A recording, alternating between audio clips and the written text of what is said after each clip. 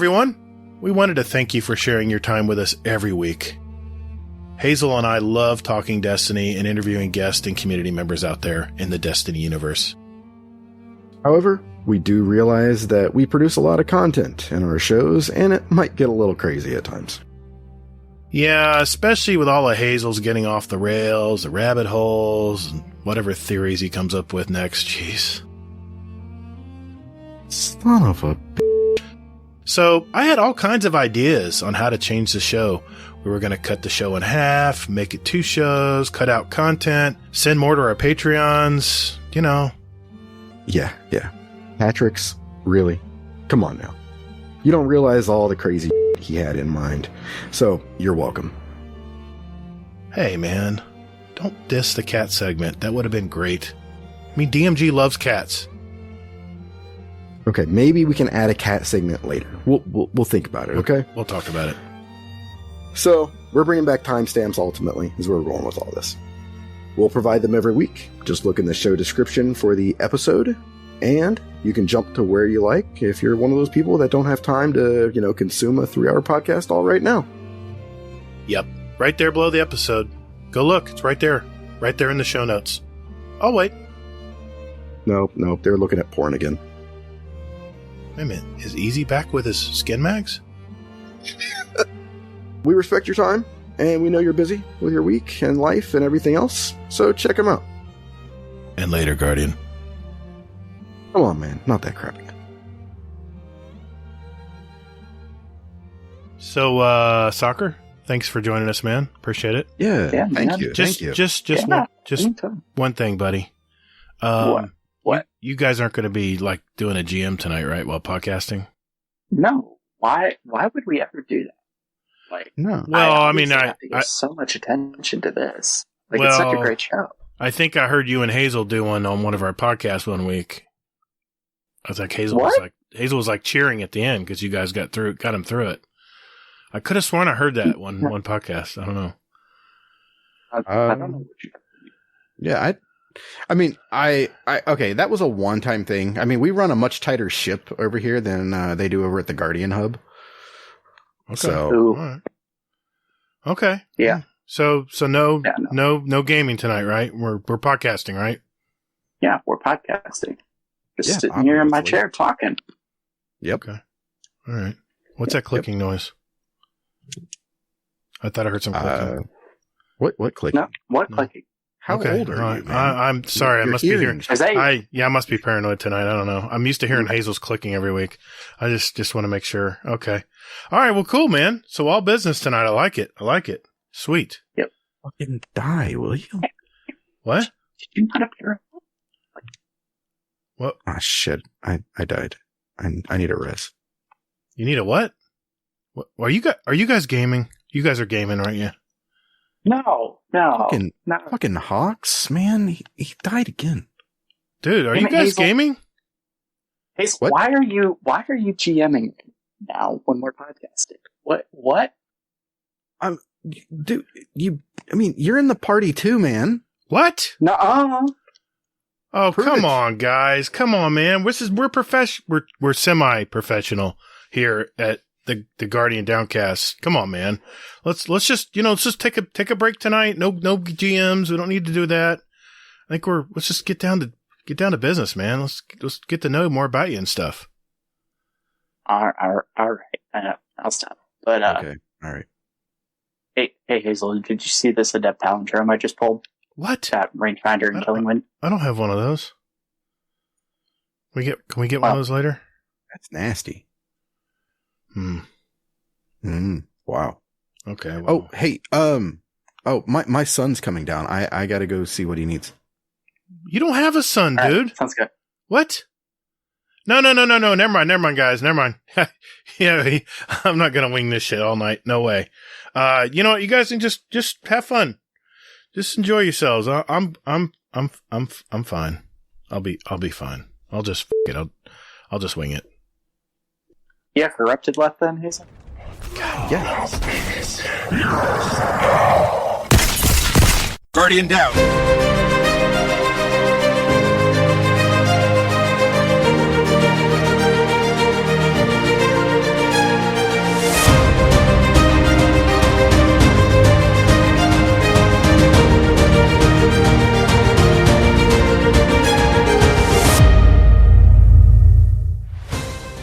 everybody, what's up? Thanks for hanging out with us today. Welcome to episode 134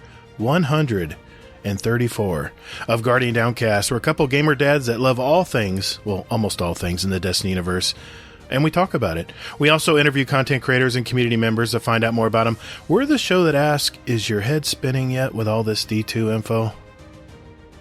I'm your host, the Gatr, and my co-host, Mr. Hazel NT, is here as well. Hey, man.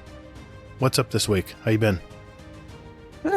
Pretty good. The sickness has run through, so, everybody's, doing okay over here, and, we're just living life and all that good stuff, so.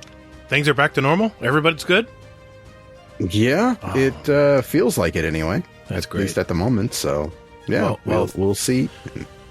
I was going to say thanks a lot because my wife took her first sick day today as a teacher in 5 years. And I woke up this morning. I said, honey, you're staying home from work? She goes, yeah, I can't talk. I'm like, oh, you're going to see me play Destiny all day? Oh, my God. No, unfortunately, I didn't play any Destiny today. But Addie's doing good. Everyone's healthy. Yeah, yep. Everybody's doing good. So, yep. And work is still a shit show. But, it is what it is. Yeah, I hear you, man. Yeah. What about you, man? I'm sorry. Mr. Fudd, it's 59 degrees. The moon is shining, baby. Moon is shining on you. It's been a good week. Oh, man, I saw the last episode of the Book of Boba Fett this week. What a fantastic finale. I had such a good laugh at that show. Okay, we're not going to get into it here, but I loved it. As a Star Wars geek and Star Wars fan, I love the way they put that together, and I'm not going to spoil anything. Terrible. Well, whatever. That's your opinion.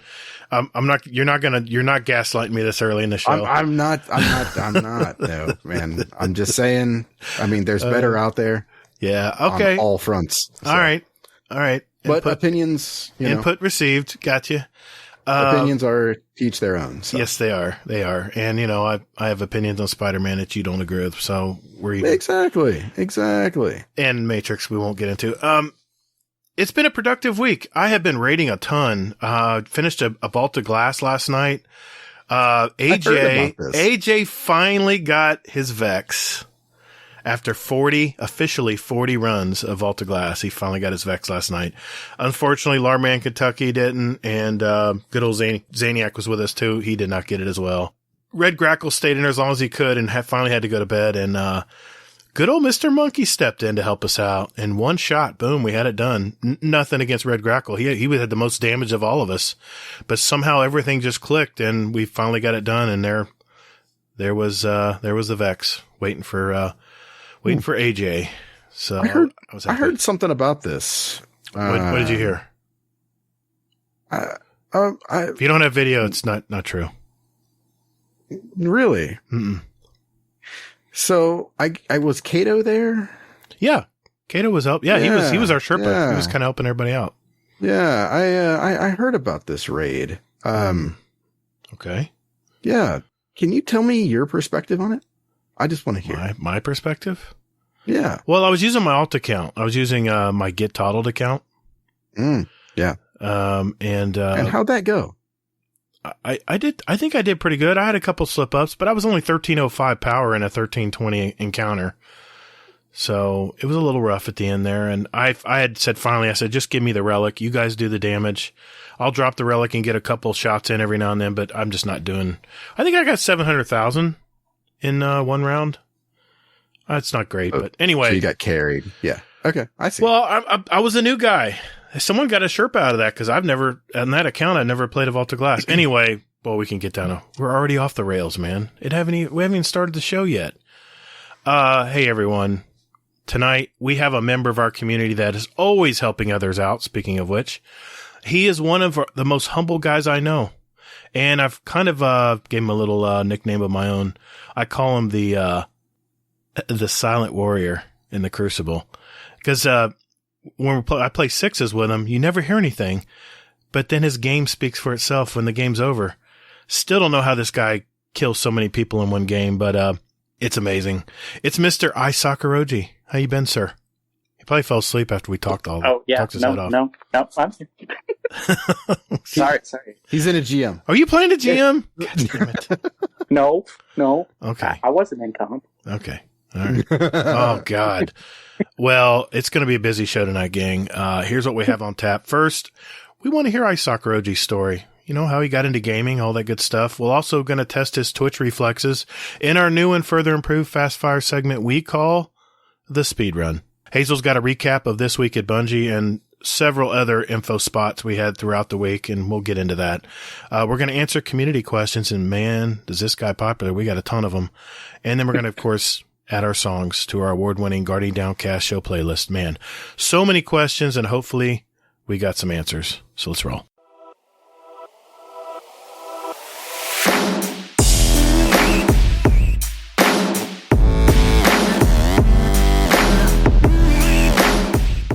Thanks for listening to Guardian Downcast. You can find us on Twitter at Guardian_D_cast. Or you can find us on our Instagram at Guardian_Down_cast and see what picks our weekly guests want to share with you. Or Gatr, just visit our website at guardiandowncast.com for all the contact info and where else to find us. And you can also play any past episodes you like in any order you like, right from your browser. Don't or me, man. Hey, and while you're at it, follow our Guardian Downcast show playlist on Spotify and iTunes. We post those links in our show description every week. So check us out, and later, Guardian. Toddles! Hey, that's my line, man.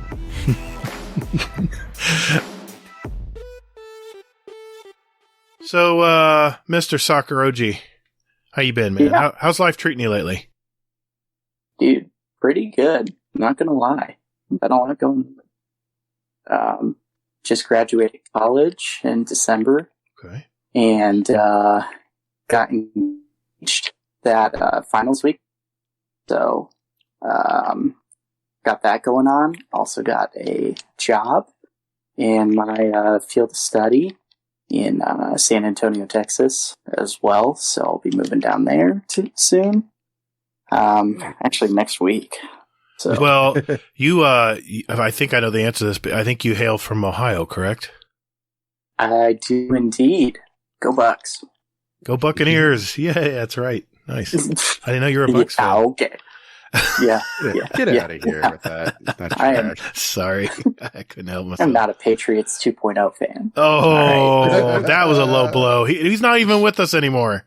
Jeez. Yeah, I know. So that means you're back to mediocrity. No, we'll be fine. We'll be fine. We got talent. Yeah, I'm sure. And, anyway, what is your job going to entail, Soccer? Your new job? Yeah, so I'll actually be working in a church with college and young adults. So it'll be pretty exciting. Are you getting into the counseling field? A little bit. Okay. A little bit of church teaching, a little bit of counseling, and just everything. Connecting them, with people in the church as well. So very nice, man. I've worked with a lot of people in the church. I actually I have a client who, I do their counseling center. It's like an offshoot of the church. It's on the church property, but it's pretty cool. They, people in crisis, they help them out and get them straightened out and get them on the right path. It's really good work, man. So, that's really cool. Yeah. Oh, cool. Okay. Well, sir, how did you, get into gaming? Yeah. So some of the earliest memories I have with gaming is playing Crash Bandicoot on my father's PS1, actually.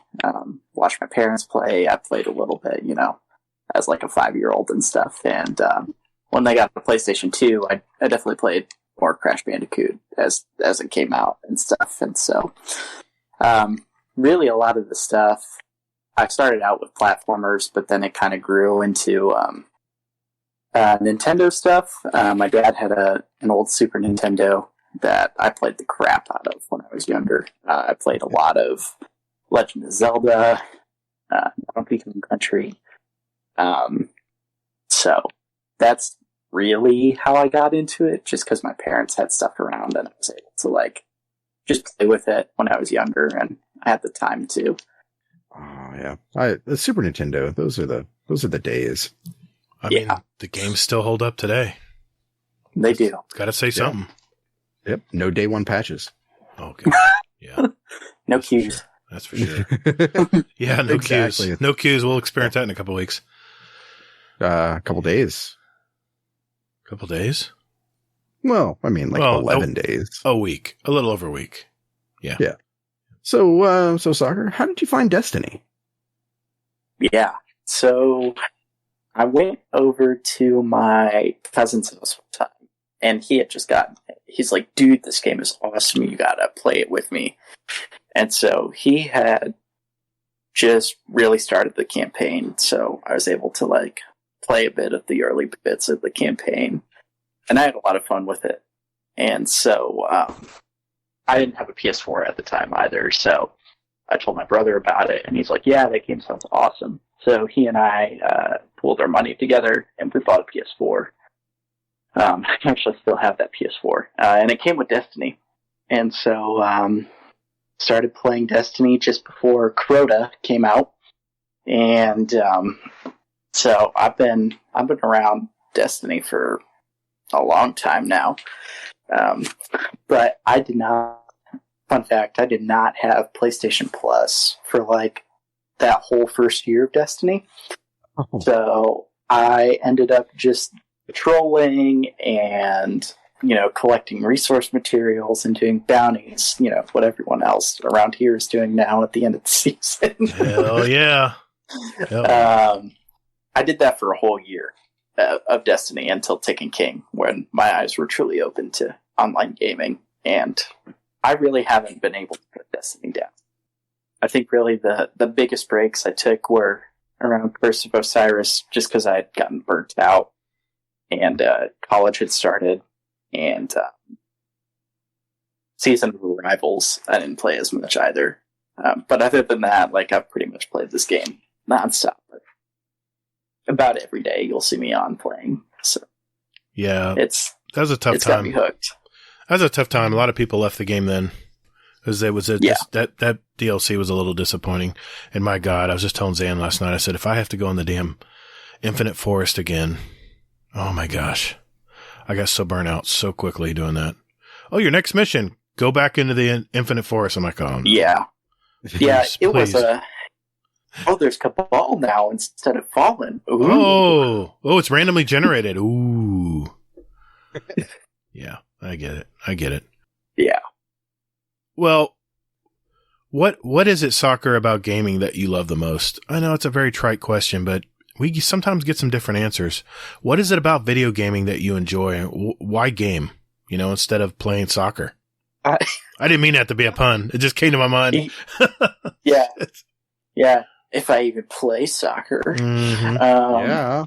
No, I don't know. Gaming's just been a good hobby for me. It's just my time where I can just be alone by myself and recharge. I'm introverted by nature, so I just need some alone time to recharge. I hear you. And so, like, playing video games just allows me to do that, which is nice. And so, I don't know. I have a lot of fun with it. I don't know. I have fun. And it's one of those, few things that it's like, this is fun, and it's not a chore or a task. And if it starts to become a chore or a task, I can just turn it off. Yeah. And go do something that isn't. So, it's just a good break. Just keep that dopamine coming. I know, man. Yeah. I hear you. For sure. I hear you, man. Bounties. Ooh, give me my bounties. Yeah. Oh my God. I was going to say, popping those bounties will give you that dopamine. No, it really doesn't. No, I'm not pulling that soundbite up. No, I'll save that. Larry asked me for that for his ringtone. I love that guy. He says, "Can you send me that bounty soundbite? Like where you turn in bounties in?" I'm like, yeah, dude, I can do that. I said, if you guys are wondering, this is it. Anyway, that's enough. I just do that. I have to do that every week just to annoy Hazel. Yeah, but Hazel, can you even say anything this week about it, though? Yeah, good point. Good point, Soccer. Let's turn the mic back over to Hazel. What you been doing, buddy? We have a guest. We have a guest. So, my butt. So we have a guest. So let's focus on him instead of my indiscretions. Okay. So wow, do you see how I transitioned through that? Mm-hmm. Yeah. See, I'm a professional. Mm-hmm. Yeah. Instead of throwing shade at your co-host. I wasn't showing. Hey, Soccer brought it up. I was just curious what he was talking about. Yeah.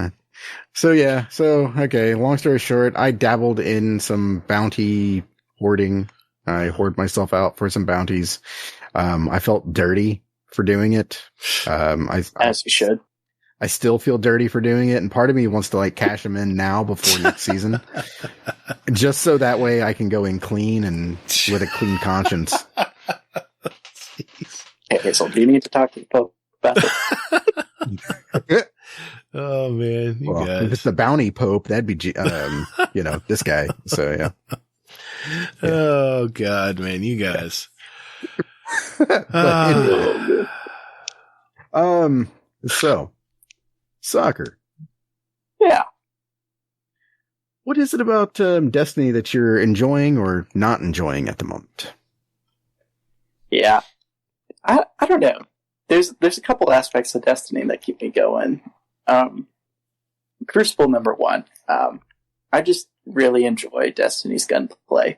And that's what makes Destiny is, how guns feel. There's just no other game that you can really compare how these guns feel.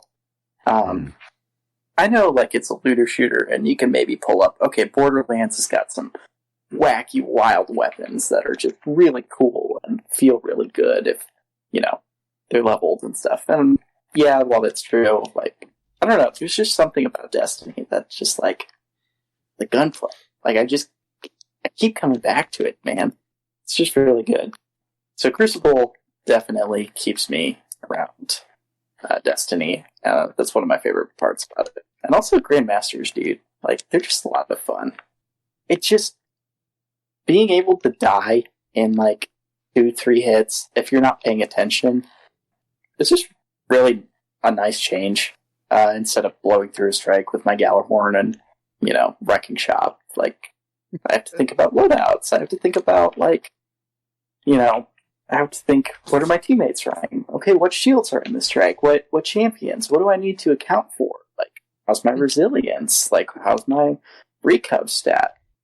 And those are things that, I don't know, just take 5 seconds to think about rather than just, I like gun. I use gun in this strike only. Well, now you're speaking Hazel's language. What? Shoot the man's in the head, don't die. No, that's your motto, man. No.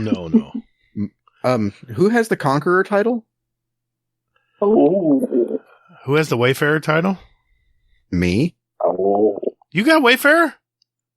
Hell yeah. Who has No, you know what? We got to guess. Let's not be rude. No. Let's venture down this path. No. We need to not be rude in front of our guest. He doesn't care what seals we have, okay? We're not Lana Bobana, okay? So, you know what? While we're on the topic of Crucible, you've been in some of our scrims. I don't want to call them Monday night scrims. I don't want to be accused of misrepresenting scrims. We've a lot of people who are jumping in, don't really play a lot of Crucible and are wanting to get better. What would be the first thing you would recommend to a first-time Crucible player? Someone who's joining in Witch Queen and says, this Crucible is pretty cool, but man, I need a lot of help here. Just play. There's a lot of maps to learn. There is? Wait a minute, there is? I'm sorry. I had to. I'm sorry. I mean, yes, there is some maps. That's another topic. Yeah. But there's a lot of maps that take some time to learn. There's some weird angles. How do these maps play? Well, it's Destiny, so you'll learn that most maps have 3 lanes with some cover. in between those 3 lanes, depending upon the map. And, but just start playing it, see what guns feel good to you. If that's a shotgun, go around and use that shotgun. Get really good with that shotgun. If it's a hand cannon or a sniper that just feels really good to you, use that hand cannon, use that sniper. Get really good with it. Take the time just to sit down and start using the stuff that you like. There's, this game's got hundreds of guns for you to try out, and there's, 10, 15 maps for you to play on, too? I think so. There's a lot of things. So just start playing, start figuring out, and if you don't like it, and a lot of other people do, that's okay. There's so much out there to try, and especially right now, in this meta, there's a lot of good weapons.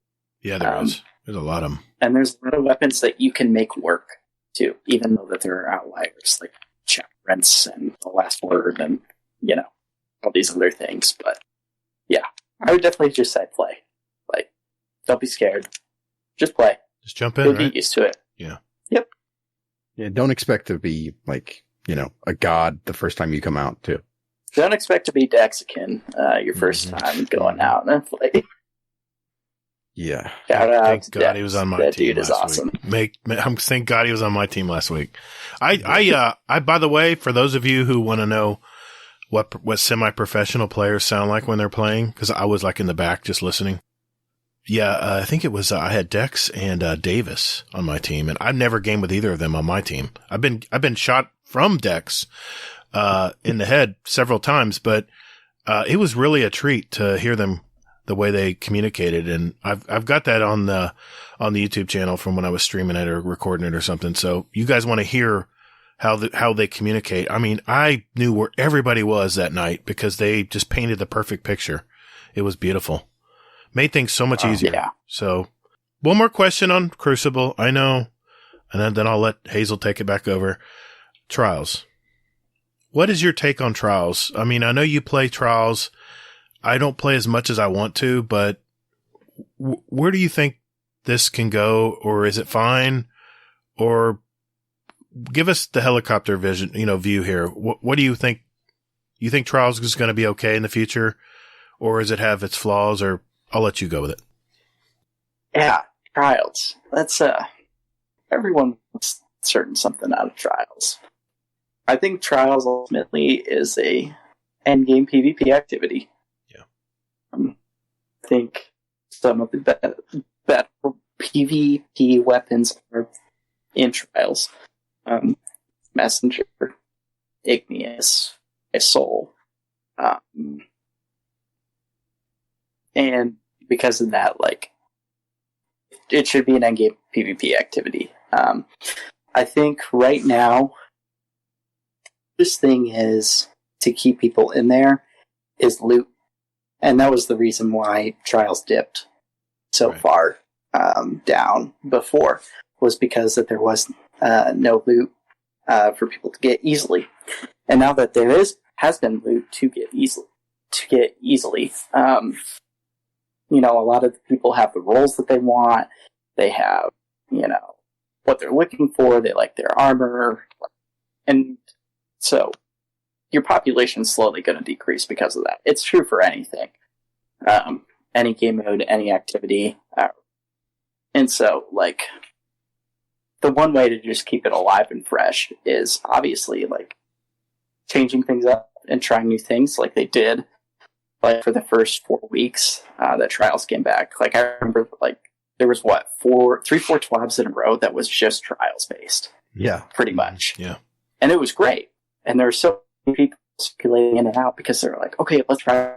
Okay, what do you guys think? It's bad. We're going to roll this back.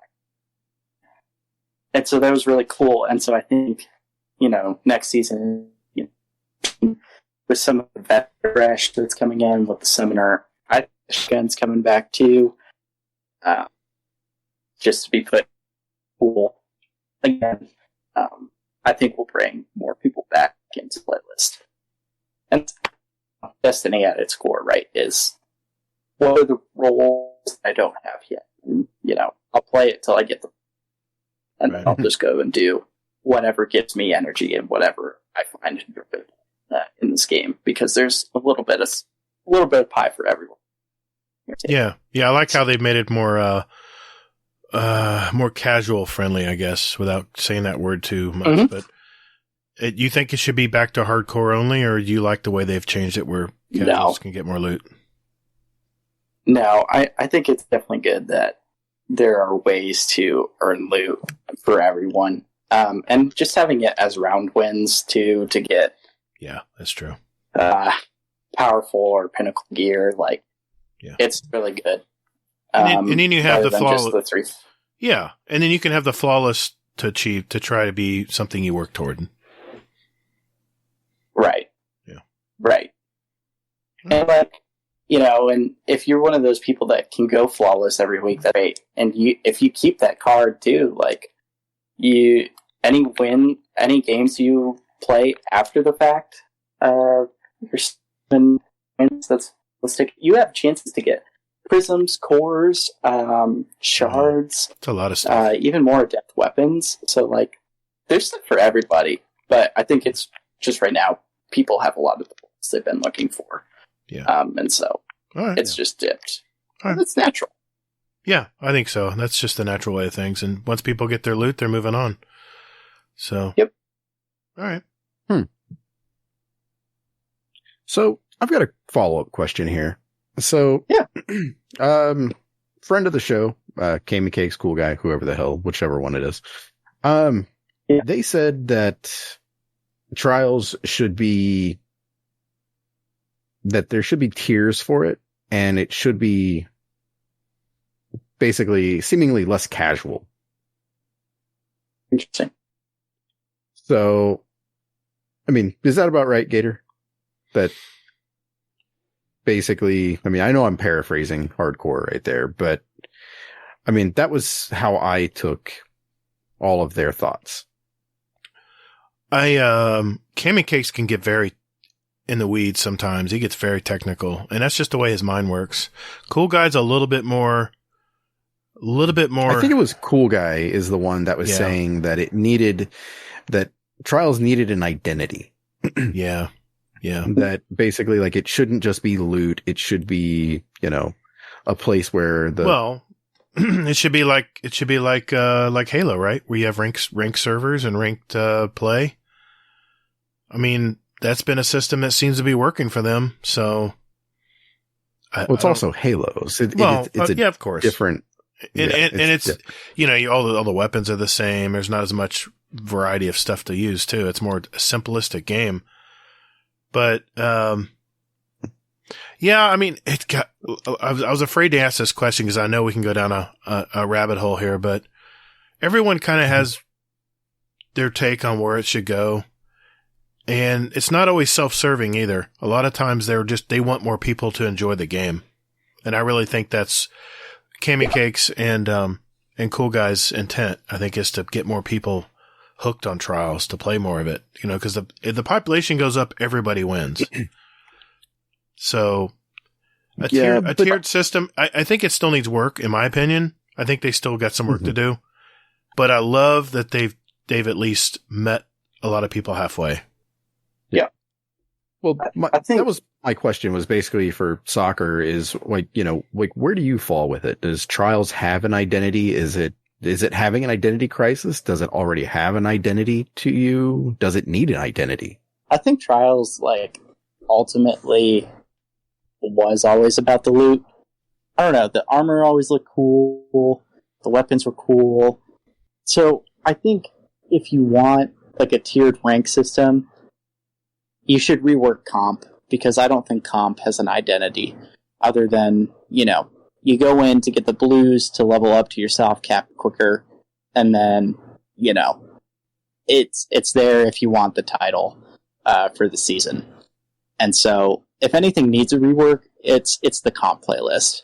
But I also think the comp playlist makes trials hard to try and balance out, to see, okay, is comp maybe the end game playlist, or is trials?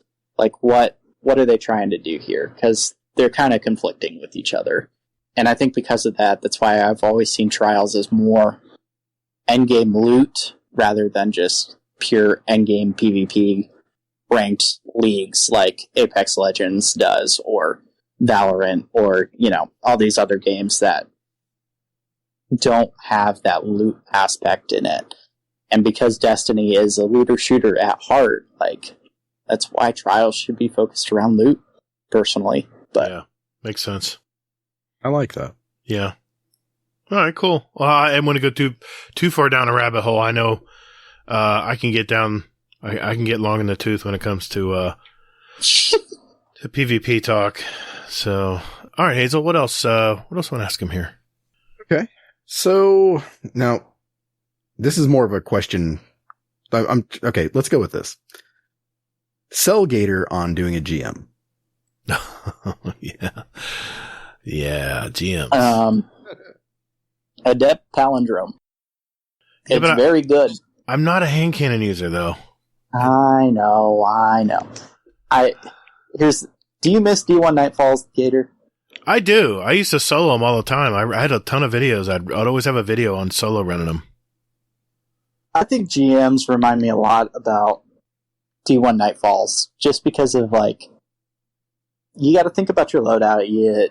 There's a lot of, I don't know, they're fun. Yeah. The other day, or the other week, when Lake of Shadows was the Nightfall, we went in with triple Galahorn, 2 Aeons, a well and a bubble, and just nuked everything. That's just fun. Sounds like fun. Even doing the Corrupted with Hazel the other week for a couple days in a row, albeit, but when you get that feeling of, oh shoot, she's dead, we did it.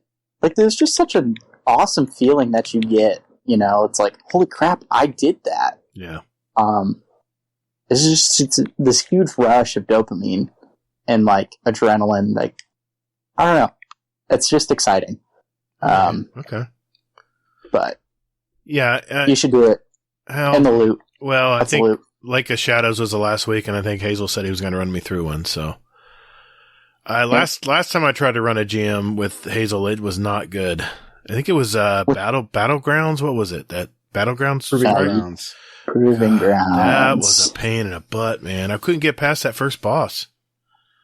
Yeah. Or no, we get to the last boss and we just couldn't stay alive because it's such a small area.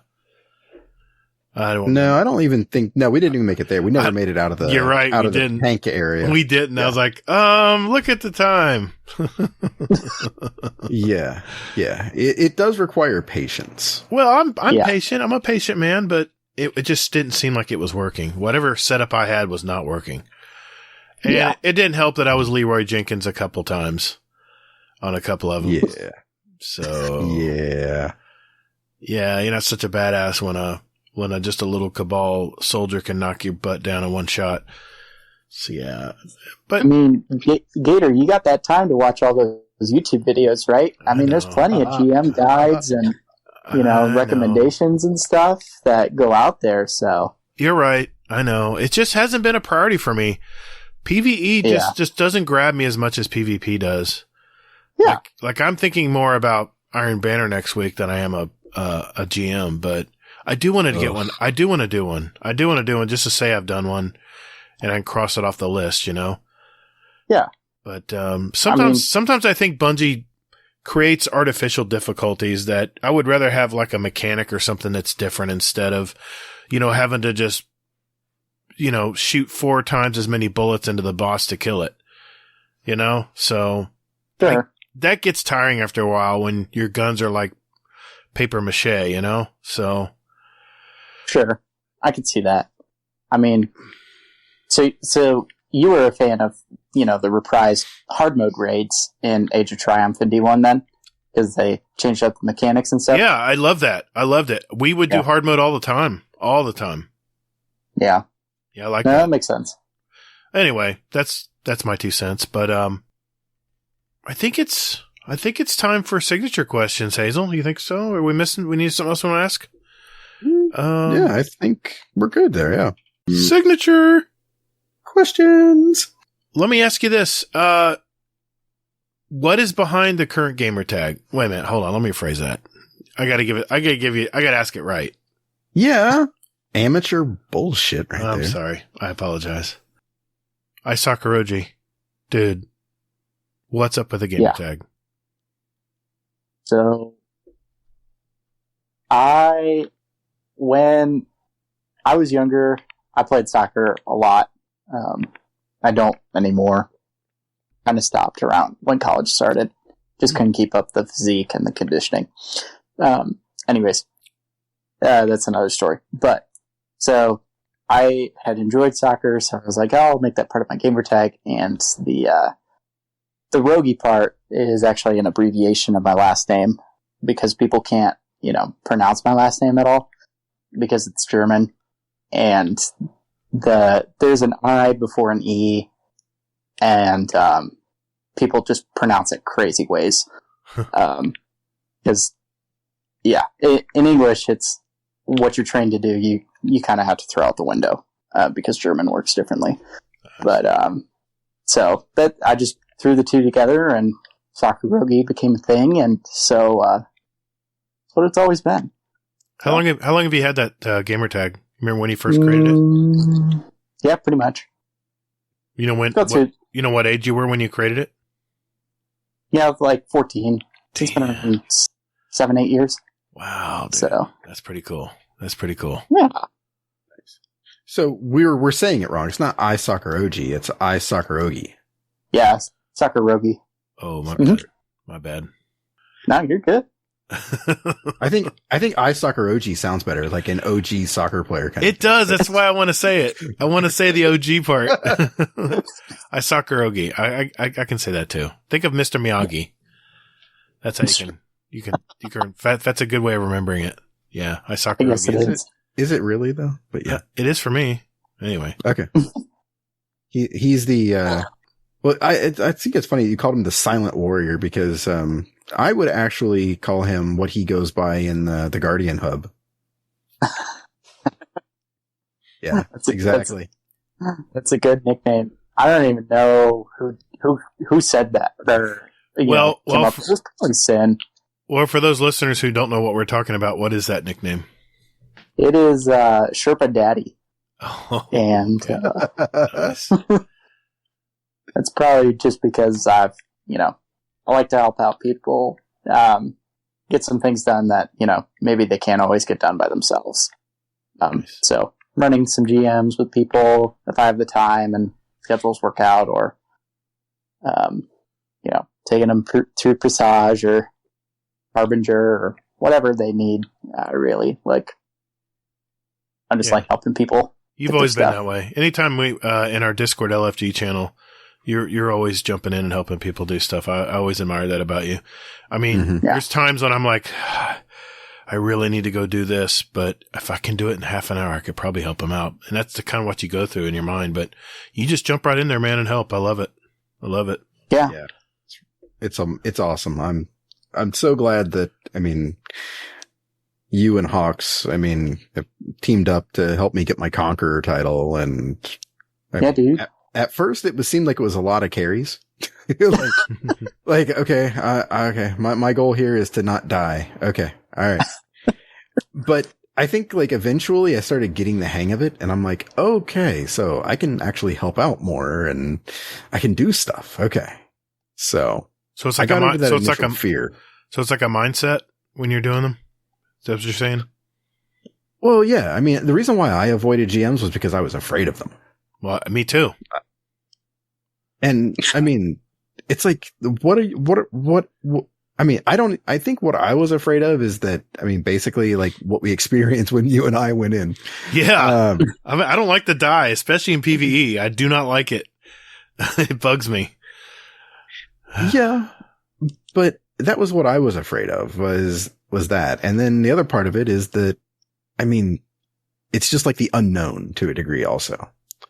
So, soccer and, Hawks, they've been fantastic because they've actually will look over your loadout and go like, okay, so, is that really the best? Do you have something else? And then it's like, oh yeah, here, and then it's like, okay.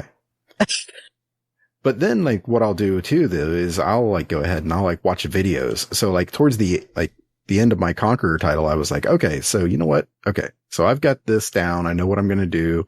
And then I was able to like actually do some stuff. So I hope I can get to that point, because so far I did not. That first encounter we had, it was not a good experience for me. Yeah. Well, I mean, but that's the thing that drove me though, was that first experience of going like, I got my ass handed to me and I did not like it. So let me go ahead and see about, about another way to get this done. Right. All right. That's fair. Yeah. So, I mean, it's like anything, like even in life too, like the more you do it, the better you get at it. Gatr, I'm sure you weren't pulling 5.0s every crucible match and when you started the game. Oh no, I was I had a couple 0.0 somethings and I was like, what the hell am I even doing here? Right. And we all start somewhere, and so just introducing yourself, and the more you do it, like the better you're going to get at it. And the more you'll realize, like, okay, I can't take 5 shots from the, the score in here. Like, I've got to maybe take 1 or 2 and hide behind cover for a second and then just burst them down real fast. Yeah.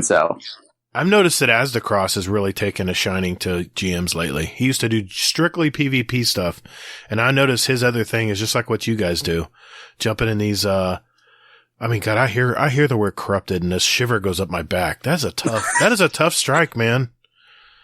You can get lost in that place and never come back. I remember having to run that strike to get one of the exotic weapons long ago. And I was like, oh God, I gotta do this. Oh my gosh, I can't solo this. I'm gonna have to need help. And, that's the one thing I like about Witch Queen coming up is it seems like Bungie is making things more soloable, if that's a word. So, not that I'm being antisocial. If you're by yourself and you're just trying to knock something out to get it off your checklist and there's nobody around to help, it's nice to know that you can maybe go for it and maybe get it done. Yeah. That's all I'm saying. Anyway. What do you mean they're making it more soloable? They're even saying that the legendary story missions that are repeatable can be soloed. They're not impossible to solo. So that was encouraging to me. Right. But they compared that to doing like a Legend Nightfall. Okay. So by yourself. Yeah. I've done them before. Not solo though. I've soloed Legends. Yeah. Legend. Yeah. I've done them. Nightfall? Yeah. How? We mean how? Well, it depends. It depends. It depends. No, there's a glitch. Motherfucker, you've never done that. I have done that. I'm here to say I have soloed Nightfalls. He's just not a GM. Just not a GM. No, I mean there's a certain thing I won't share, but there's a way you can turn off matchmaking. Let's just say that, okay? You know how I've been wanting freelance solo strikes for forever. Well, I've kind of figured out how to do that.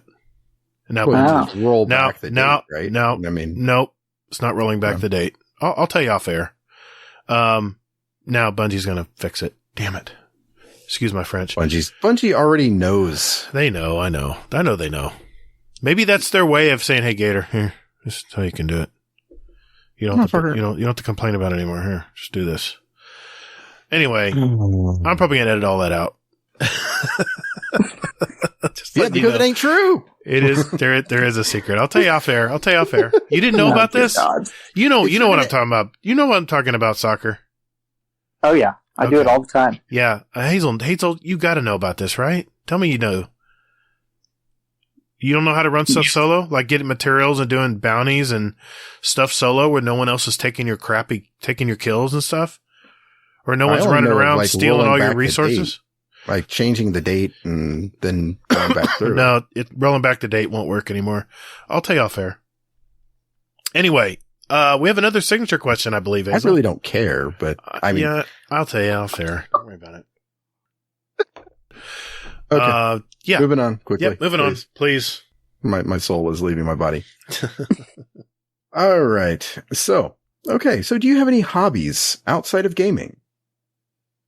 Yeah. So I like to read. I read a lot. Not just with school, but I just enjoy reading. So if you have any good book recommendations that, fiction, nonfiction, maybe just not those weird young adult fiction love stories that are all over the place. About vampires and vampires, and they've always got the shirtless guy models on there that, unattainable male standards. Anyways, I recently picked up disc golf too, so I've been enjoying that. It oddly takes a lot of, you don't realize like how much walking you do playing that sport until you actually like look and check. Like any course I do, it's about 6,000 to 8,000 steps easily. And that's on some of the shorter courses. So it's a good workout. And you don't have to be super athletic to play it either, which is nice. So, but those are probably the two things that I'm into right now outside of gaming. Okay, I got a follow-up question then. Yeah. Since you're into reading, what is one of your most favorite science fiction books? Science fiction books. Or novels, I should say. That's hard.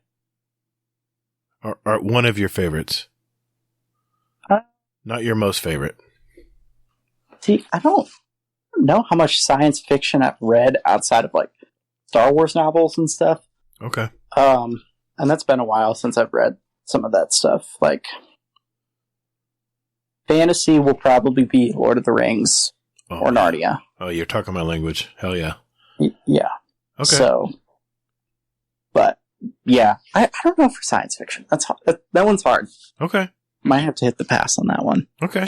That's fine. I was just curious. All right. I've got one more, Hazel, and I think you have one more, and we'll call it a wrap on the interview. Yeah. This is one of my favorite questions. And think hard. You don't have to answer immediately if you want to ponder a little bit. What is one thing about you that our community might not know about you?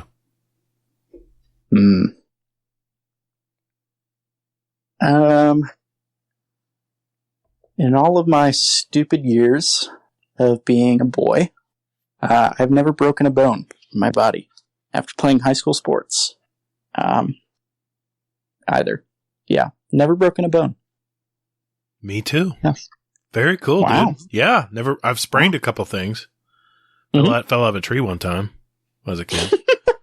I just sprained my ankle. I thought it was broken. Dude, that's really good. Did you play football and all that too? No, I just played soccer. Soccer. Oh, yeah, dude. Yeah, of course. Dummy. Ugh. Yeah, no concussions. Really? I only dislocated my shoulder once. Popped my arm back in. That's not a break. But, yeah, other than that. That's pretty cool. No broken bones. That's a cool fact. Fun fact. Nice. Yeah. Nice. All right, Hazel. All right. Mr. iSoccerrogi. Do you have a motto or mantra or a couple of them that you live by? Motto or mantra? Huh. I think I really have a motto or mantra per se, but I guess my thing would be just try it. Like, you can't knock anything unless you try it. And that's something my great-grandmother always told us, and it's been passed down to my family, especially with trying new foods and stuff like that. So there's a lot of things that I've tried and that I just don't like, and that's okay. And then there are things I've tried that I just really enjoy, like playing Crucible and Destiny and, all that fun stuff. GMs. So just try it, because you might like it. But yeah. That's a good way to live. Nice. I like that answer. I like it. I like that answer. Yeah. Well, Mr. iSoccerrogi, hey, man, thanks for sharing your life with us tonight. We appreciate it. Yeah, thank you.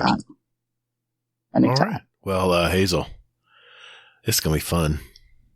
I wonder if he knows. I'm sure. What? Yeah, he probably knows. What's next? What's next? The next? What? It's the speed run.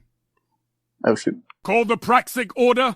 Call the Thanatonauts, the Ginseng Scribes. Call everyone so they can witness you. All right, boys and girls, this segment is called the SpeedRun. This is where we have a database of over 385 randomly asked questions. Randomly asked questions. Randomly asked. Damn it. I give up. You know what? All right, listeners, this segment is called the SpeedRun. This is where I have a database of over 385 questions, and iSoccerrogi is going to have 90 seconds to answer as many as he can. These are short 1 or 2 word answers, and at the end of the year, guess what the most answer will win a prize and the title of 2022 SpeedRun Champion. The questions are asked in a random order, so no one can memorize, and just answer quickly what comes to mind. It's that simple. Tonight I'm going to ask the questions from the list. Hazel is the timekeeper and quality control expert. In the event of a questionable answer, Hazel's decision will be final. Mr. Sharp Valor is still our leader at 33 questions. So, Soccer, you ready to do this, man? Yeah, I'm ready to take Sharp down. Oh, wow. Ooh. Those are fighting Just words. like in PvP, right? Oh, Yeah, exactly. I'm playing with them right now. Oh, no. Okay. Uh-oh. All right, here we go. All right, Hazel, let's start the clock. Here we go. 3, 2, 1. Warlock, Titan, or Hunter? Titan. What is one of your favorite Destiny 2 weapons? Pound jump. Void, Solar, Arc, or Stasis? Arc. What would be your ideal career or job? Pastor. Boba Fett or Mando? Mando. Destiny 2 or Halo Infinite PvP? Destiny 2. Strikes, Crucible, or Gambit? Crucible. What's your favorite Destiny 2 subclass? Arc. Mortal Kombat or Tekken? Tekken. If you could choose, who would voice your ghost? Sam Raimi.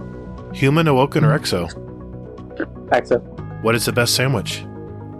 Ham and Swiss. Apple or Android?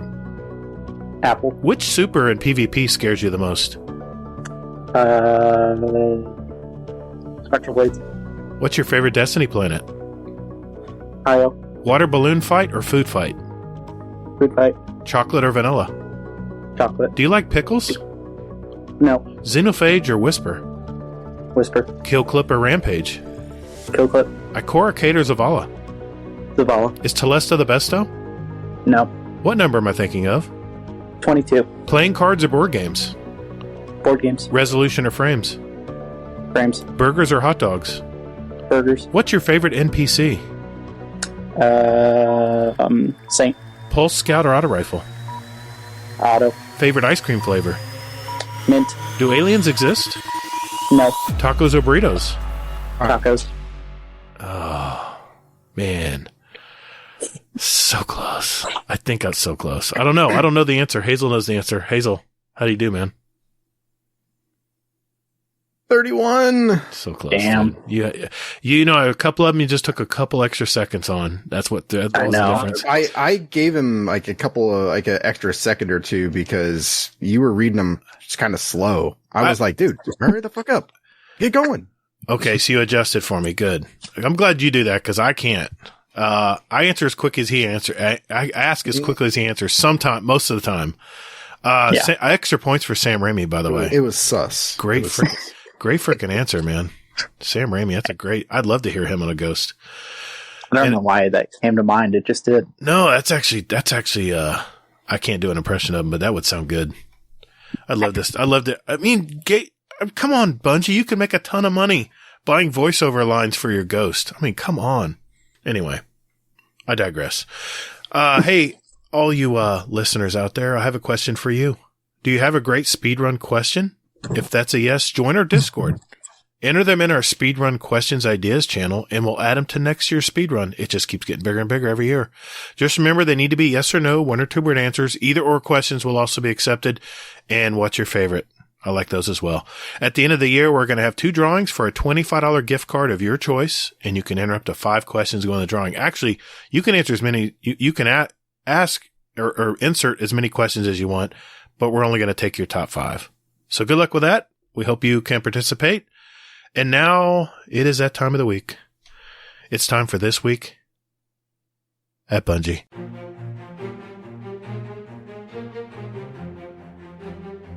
Hey Guardians, just a quick reminder that we now have a Destiny 2 clan, and Hazel and I invite you to be a part of it. If you're looking to find a clan, that would be a great time to jump in and get to know some of these great gamers that you've heard on here. We're not hardcore or anything, so you don't have to worry about that. Enjoying what time you have for Destiny is all we ask. So, if you're looking for our clan out there, we have a permanent link in our Discord under the channel GDC Destiny 2 Clan, where you can find a link.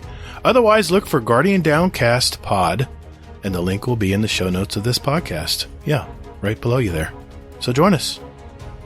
So we do ask that you do join our Discord first, so that way we can communicate clan information and other stuff more easily. And besides that, you can lurk all you like.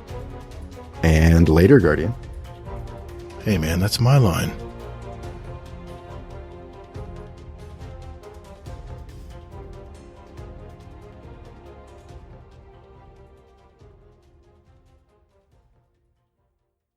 All right, Hazel. Second to last week of Season of the Lost. See how that was a lot easier than trying to figure out what week we're in. I don't envy you this week. Where do you even start? I'll just go over in the corner. I'll just let you roll here. Yeah. So, there was a couple of things that happened this week. Mm-hmm. Mm-hmm. So I'm just going to start with the first and foremost. Bungie on Monday, they released the Vidoc. Yes, they did. And I was really hesitant about watching this because I don't want any spoilers. I really, truly don't. And to my surprise, there weren't many spoilers in there. There wasn't really, to me, it was just hype. There wasn't much else to it. They talked about weapon crafting a little bit. They showed some like different scenes from things, but nothing too crazy. They did talk about Void 3.0 and they showed off some of that, which we're going to talk about in a little bit here. Because Bungie also, well, actually, real quick, what'd you guys think of the Vidoc? Soccer? I think they did what Bungie did best, and you said it perfectly, Hazel. Like it's hype. Yeah, that's really what it was. I want to meet the production team that puts their Vidocs together and shake their hands because they do such a great job. They get me so hyped for this game, and they just know how to put it all together. And I love the behind the scenes stuff. That's my favorite part of Vidocs is when they go in the studios or they like the scene where the guy's in his own garage doing motion capture. I thought that was great. And then what was even greater was watching the three people in the Zoom call sitting there trying to get enthused on what he was doing and stuff. I thought that was even better.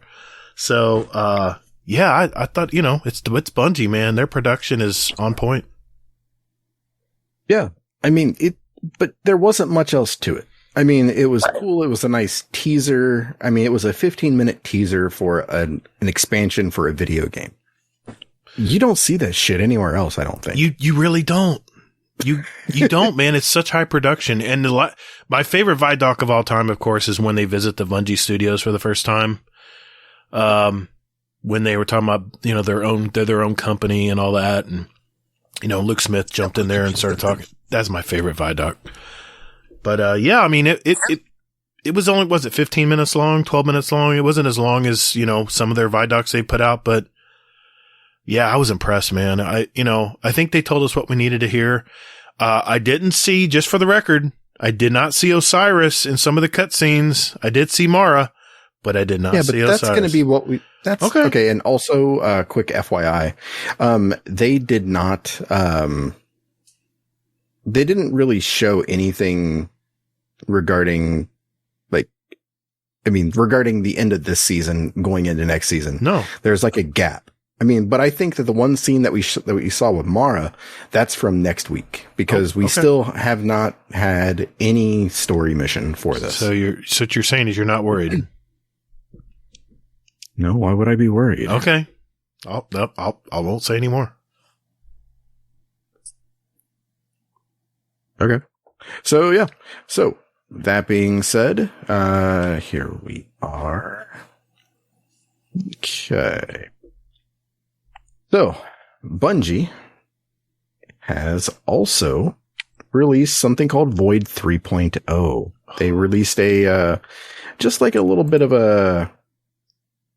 I wouldn't say a little bit. It's more of like an in-depth overview of all of the Void classes that are going to be updated and everything like that for basically the 3 classes right now. Mm-hmm. So, just quickly going over this because this is in depth. And again, for the most part, people were not really, people understood what was going on and people are already looking at builds and shit like this. And I'm just like, holy hell. But so for example, the Titan.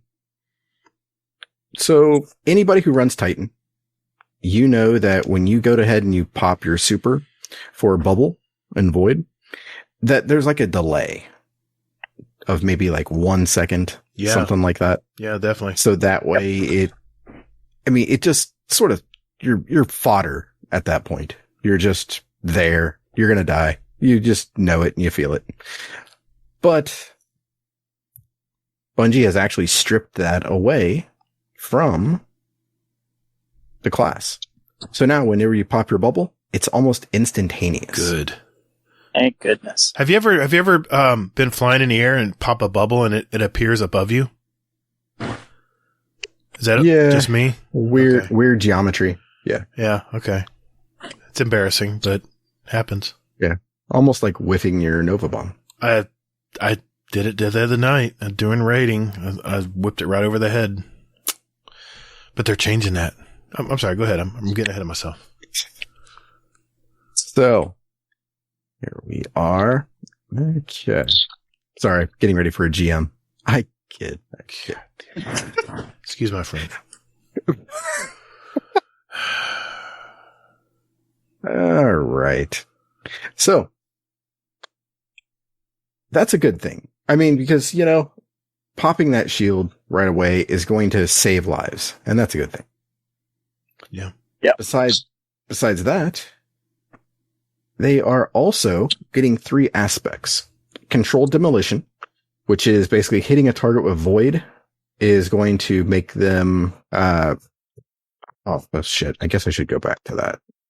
So, okay. So with Void, there's a bunch of verbs that they like. Suppress, which we all know, which is basically taking somebody out of their ability and taking away their abilities. Weaken, which is basically make somebody more susceptible to damage. Mm-hmm. Movement slow, disoriented. Volatile, which basically makes them explode. Invisibility, explanation there. Overshield and Devour. So you Warlock whores can, use that. So I'm so excited. So, okay. So with Titan, controlled demolition, hitting a target with a Void ability or volatile detonation will make them volatile. So that means that they'll go ahead and blow up if you hit them again. So Void ability, you hit them with that. So it's like, oh, okay. So I can just punch them. But guess what? You don't have to punch them anymore as a Titan. You can play Captain America all the time. And now you can throw your shield out. That's legit. I like that. Because I love playing that class, but the cooldowns on the shield throws are just terrible. Even during the super, even. Yeah. You're saying it's going to be a melee ability? A melee. Yeah, it's a melee ability. That's going to be nice. Yeah, exactly. This is exciting to me. I'm like, this is going to be awesome. I can't say that without smiling. I gotta admit, I'm not a Titan man, and I'm smiling too. That shield is fun to throw, man. Yeah. Well, guess what else you can do with that shield? You can slam it on the ground, and you can create an overshield for yourself and your allies. Okay. Oh, wow. Yeah. It's like really living into the tank, idea of the type, the tank protector, I don't know. That's really cool. I like that. Yeah, exactly.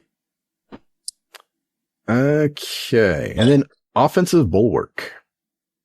So, with this, while you have an overshield and you're inside or are inside of Ward of Dawn, grenades charge significantly faster and you have increased melee damage.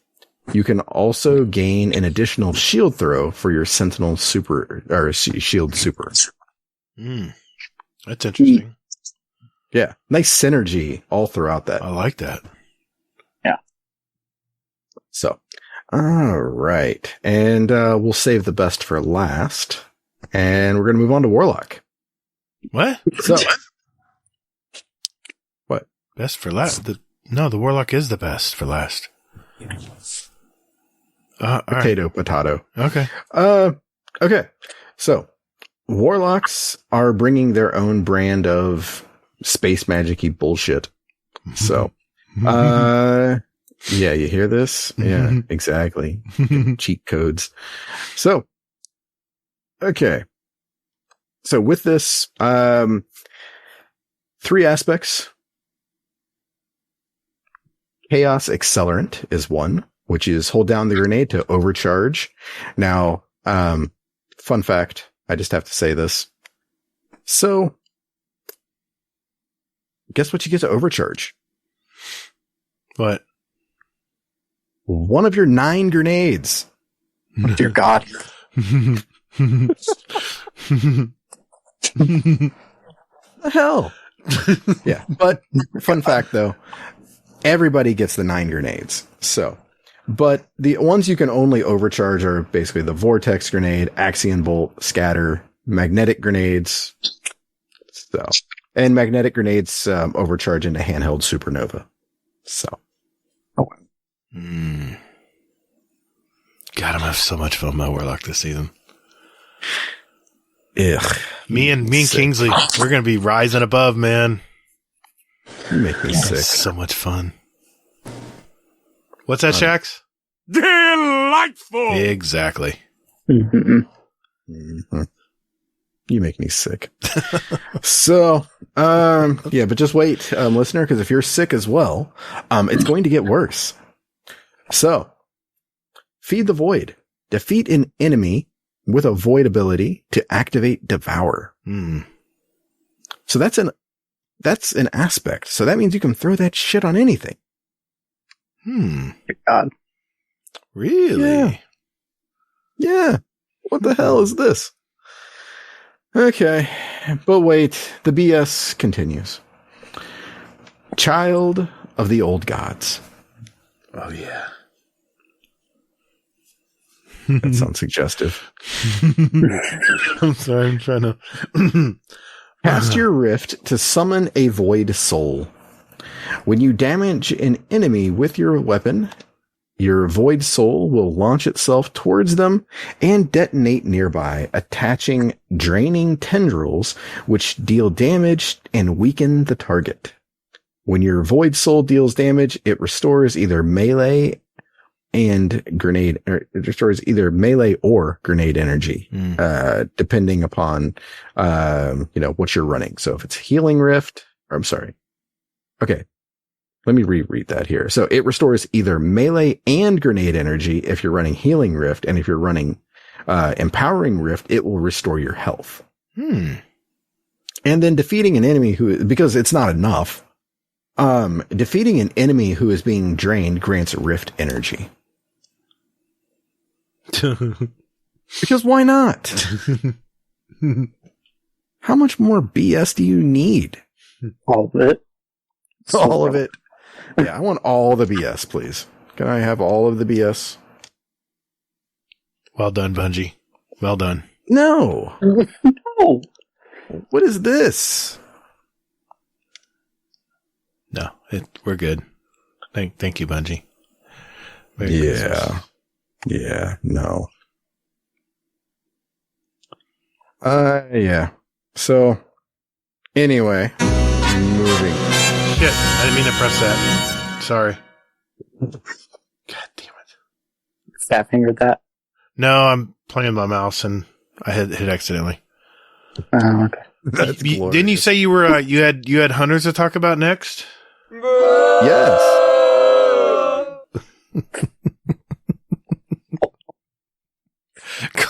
Go ahead. Hazel may not make it to the end of the show tonight. May or may not. Oh, man. So, Hunters saving the best for last here. Yes.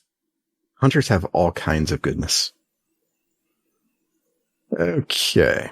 So, Hunters, you get your 3 aspects, and they are Trapper's Ambush. Players can activate Quickfall to spend their melee charge and dive to the ground. AKA Shatter Dive. Yay. The Void. Yay. This makes me happy. That's interesting. Yeah, so he says. Does it shatter anything? Or feels. I mean, does it shatter anything? Shatter Dive. That's what it is. Yep. But don't tarnish its good name.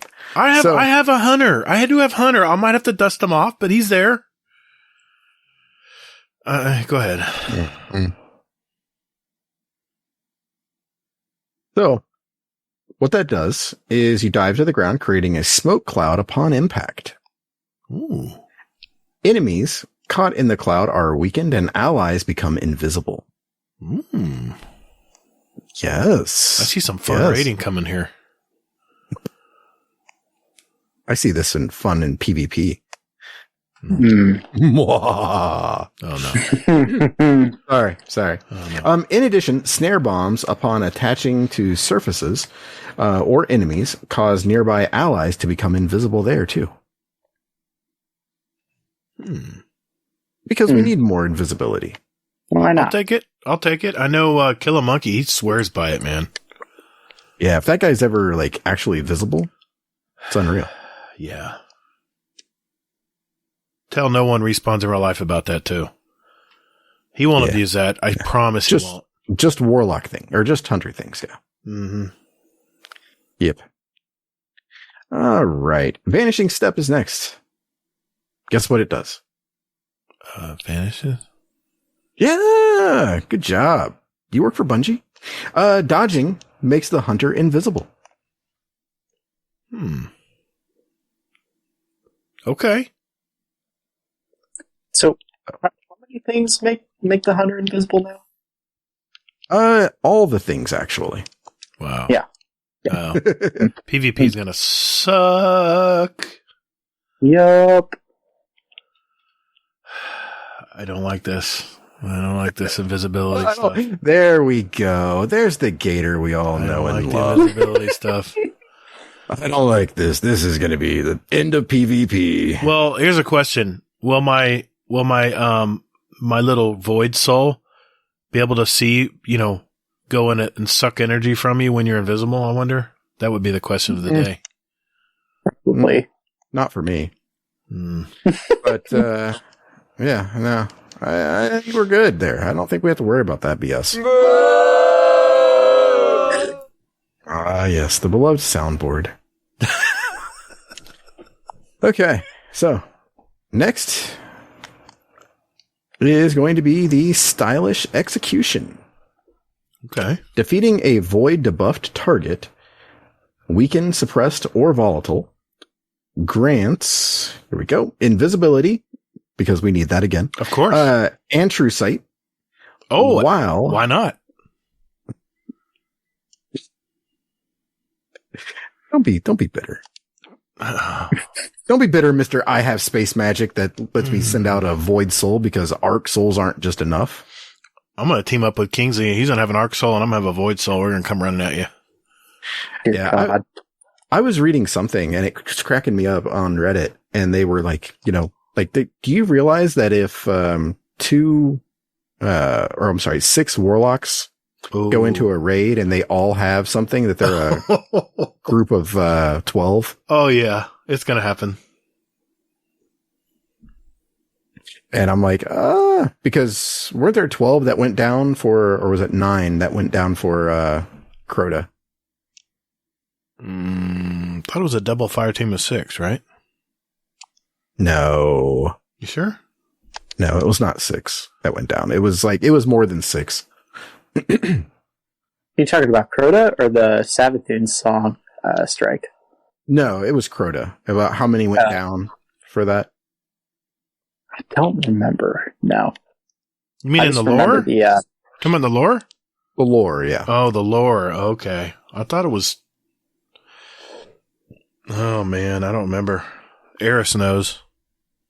Well, of course she does, because it was her damn fire team. I know. That's why I said that. Damn. Ask Eris. Go to the moon and ask Eris. Maybe she'll tell you.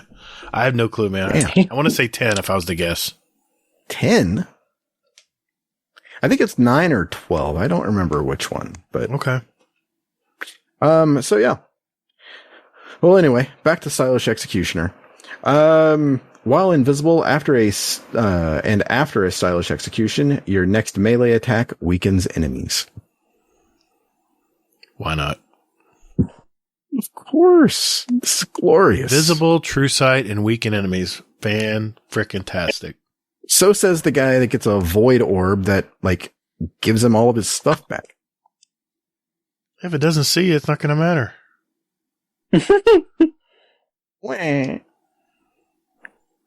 All right. So that is everything regarding those. And they do have some talk here about the fragments.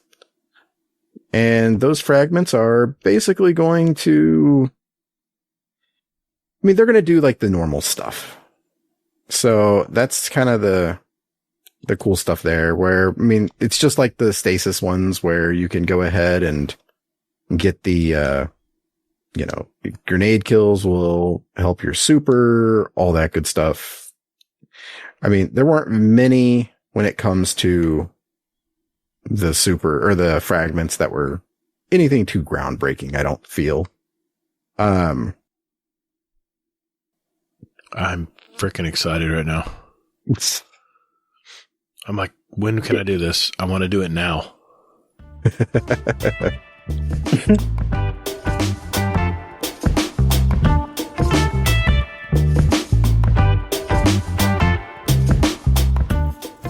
Hey everyone, looking for some like-minded gamers to talk Destiny with? Or maybe just a place to de-stress and talk with others about life for a bit. Or maybe just a place to discuss the latest movies, TV shows, new music out there? What about the channels with New Year's resolutions or other goals and a fitness section? Well, you're also forgetting about channels with our links to our clan, SpeakPipe, show music playlists, or even where to get a show t-shirt, mousepad, coffee mug. Wow, you're not just a Destiny shill, you're a Guardian Down cast shill. Man, you're forgetting about the podcast questions channel, where listeners can put in their questions for the show. And show feedback channel where listeners can talk about past podcasts and just stop. Hasn't this shameless plug gone on long enough? I'm going to put a stop to it right now. Hey everyone, just look for the GDC Discord community link in our weekly show notes wherever you get your podcast out there, or just visit guardiandowncast.com, where there's an invite link you can use anytime. And later, Guardian. Just stop it, man. What? Just lay off the caffeine. That's not a problem. It's alcohol.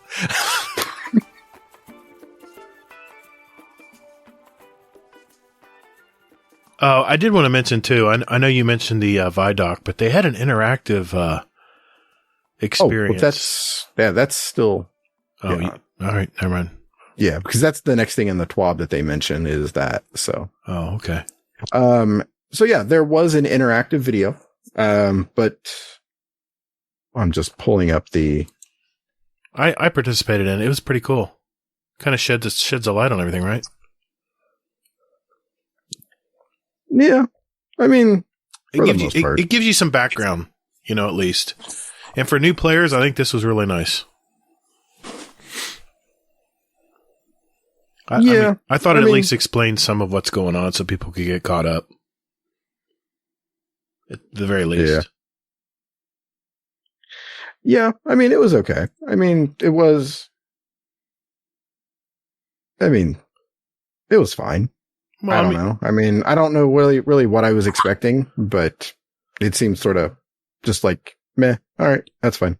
They had to put a team had to put that together, so I applaud them. And I think the reason they put that out is they're trying their hardest right now to get everyone caught up to start this new age of Destiny, I think they're really making some good strides here to get the new player involved, or the returning player who hasn't been here in a while, right? I guess. Okay. I mean, yeah, I guess. So one thing I will say is that I would definitely urge everyone to go ahead and look at the Void 3.0 videos that were listed there. Going back to that real quick here, because in there, the videos showed off exactly what you're going to be doing. So, like, first and foremost, like, they're changing up, like, the Hunter Super. And, I mean, it's great. Yeah, I can't wait to mess around with that. So. Wait a minute. I didn't see these videos. Are they in the TWAB? No, it's in the Void 3.0 doc. Oh, the doc. Oh, got you. Okay. Dude. I'm looking at the TWAB. Sorry. I didn't see these videos. Now I'm got to find them. What? I didn't see them. I'm sorry. I've been prepping for Witch Queen. Give me a break. Oh, Destiny recipes. Man. Come on. Destiny recipe score. Boosted my prep score. Oh my goodness. Which Larry's ahead of me again. And so Zaniac. Whoa. Zaniac bunched ahead of me today? Yeah. That son of a gun. Yeah, you're third, and I'm fourth. What? Oh, if I wasn't podcasting right now. Okay. That's all right. Yeah. What would you be doing? A GM? No, I wouldn't Bounties? be doing GM. GM's not going to help me. I would be, I guess, getting more materials. I think that's probably where they have me right now. Those paracausal packages, got to get more of those. I'm sorry, I just totally yanked you off course. We were talking about the Void videos. I'm going to go watch those, so thank you. Yes, you should, because the Void videos were fantastic. I didn't see them. So. How?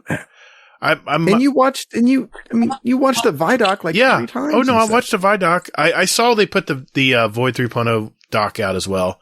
I just didn't. I might have been getting my clan raid bounty done, maybe. I'm sorry, we were talking, what were we talking about? The TWAB. How do you do it every week, Hazel? What? Usually it's alcohol. That's what my dad says too. Alcohol is my friend. Social lubricant. Yeah. It's great for podcasting. There's a soundbite. Okay. So, moving on as quickly as I can. Uh-huh. So, by the way, real quick about Void 3.0, one last thing is that a lot of stuff is changing. Like, seriously, a lot when it comes to Void. Kevin Yanis, he went into detail a little bit about changes to the Arc and Solar. And he just kind of gave a little taste about the verbs that are going to be used. And for Solar, he mentioned things like burning. I'm trying to think. Healing was another one. So, I mean, here's hoping that Titans can heal and that kind of thing. Probably empowering too. Empowering, I'm sure they do that. They do that already, but it's probably going to be a verb too. Never understood what empowering meant, but yeah, okay. Empowering. Yeah, I was using my, last night I was using my well of radiance on my warlock, and you'd punch someone and it'd say empowered and there'd be a timer coming down. I never understood what that meant. What am I empowering? My grenades weren't going up faster. Maybe my damage, maybe? I don't know. Anyway. Yeah. Is that what it is? What were you running? I was running well for the Vault of Glass last night. Oh, well, shit. I don't know. You got me when you said, well, I'm like, oh, that's a thing. Yeah. Okay. So, Okay. You see what I got to deal with, listeners? This is what I got to deal with every week. God. Yeah. Okay. So, some Guardians have been asking for a challenge. This is the legendary campaign. Okay. So basically, this is going to be, like we mentioned before, going to be similar to a Legend Nightfall, which may or may not have been cut from the episode, depending on if Gatr remembered to do it. Okay. So, maybe. You already forgot. It's okay. Yeah, I probably did. I didn't write it down. It didn't happen. It's okay. Okay. So, with this, what's changing is basically with this, you're going to be getting double chest rewards, 1 to 3 chests per mission.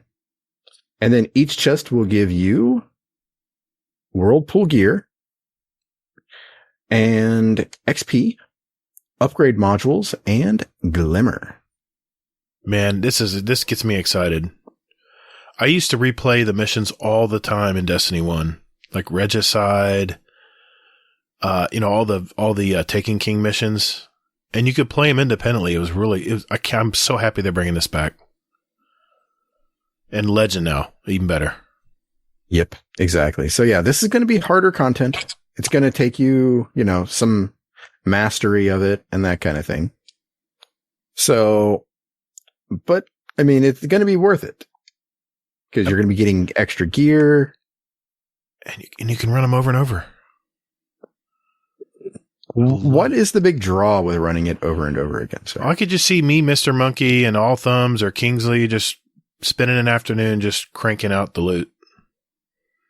Running the missions over and over and just getting those 1 to 3 chests every time we finish. That's going to be so much fun, man.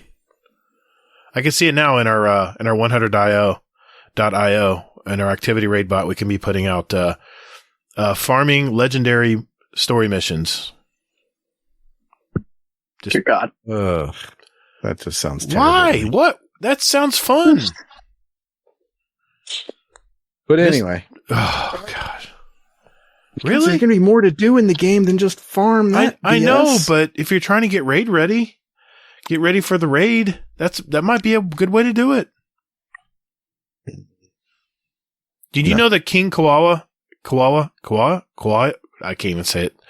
He tweeted today, I guess he saw behind the scenes stuff at Bungie, and he blurted out that you'll get 1510 gear in the legendary stuff.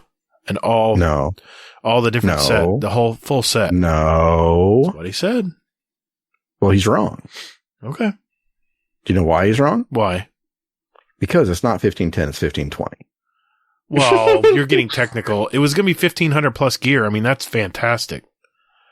Yeah, but there's a difference between 1510 and 1520. Of course. It made that 1520. Oh, that's even better. Yeah, what a thought. But anyway, that's just my opinion. I could be wrong. So, yes. So, King Koala. Alert, King Gatr, Koala. Gatr just jumping ahead and, No, King Koala. I gotta enter that in. King Koala. Yeah, way to go. Yeah. So, but yeah, Gatr completely jumping ahead. I'm following along with the TWAB. No, we're not there yet. Oh, it says it in the TWAB? I didn't know that. Oh, Jesus God. I might have been busy prepping this week. I skimmed over it. No. I'm done. All right. Roll up your sleeves. I'm done. Roll up your sleeves, soccer. This is going to be a long one. We'll figure it out, Gatr. Oh, God. Please come back, Hazel. Don't leave me in this, man. All right. I'll be quiet and let you do your thing. Promise. Okay. Maybe I'll come back. All right. I don't have anything else to do, so. All right. All right. So, means higher risk, higher reward. That was weird.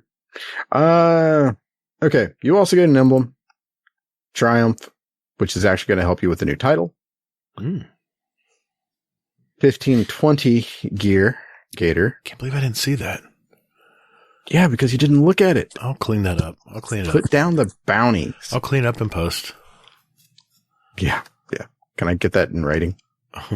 No. Yeah, didn't think so. All right. So, here we go. To set difficulty expectations is easier than a solo dungeon or running a Grandmaster Nightfall.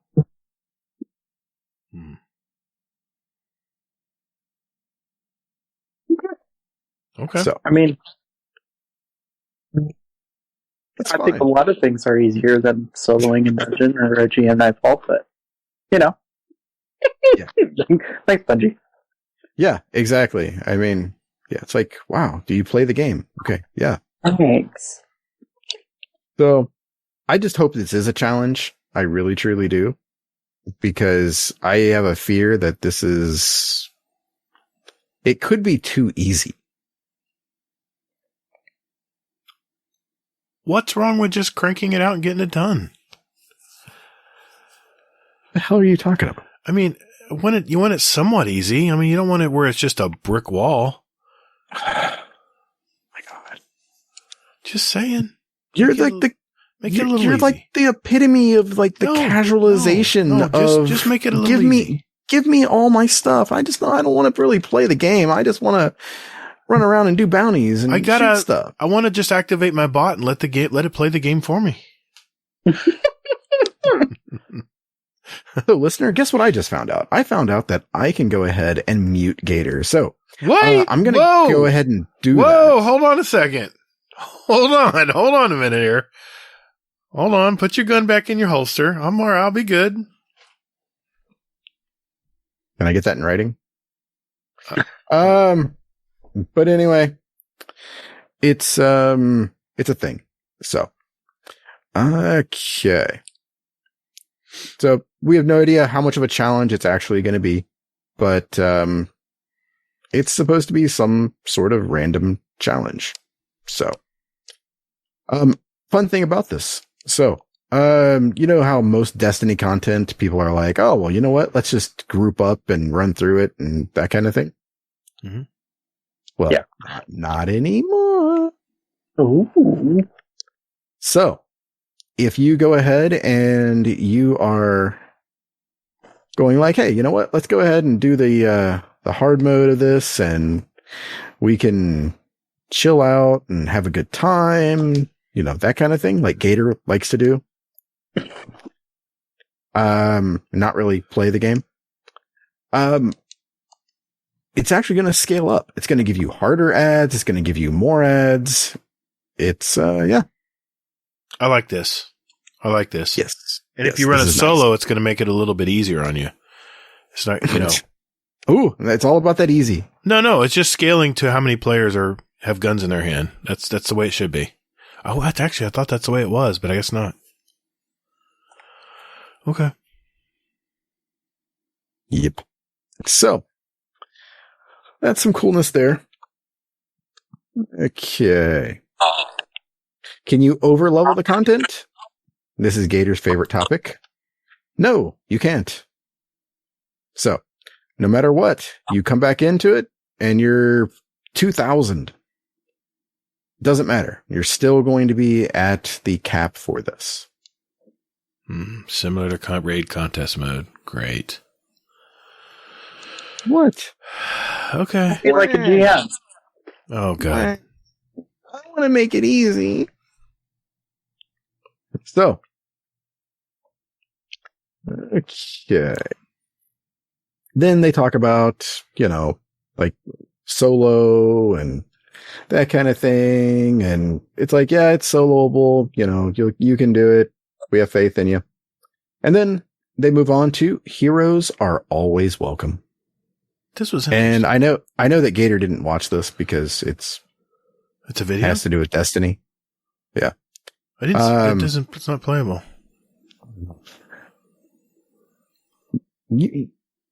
Please tell me you're screwing with me. No, I'm pressing on it's just a plus sign. There's no video to tab to play. Did you look at the TWAB before this? Yeah, I read about this. Did you watch the videos? I didn't watch this one for some. Oh, there it is. Of course I did.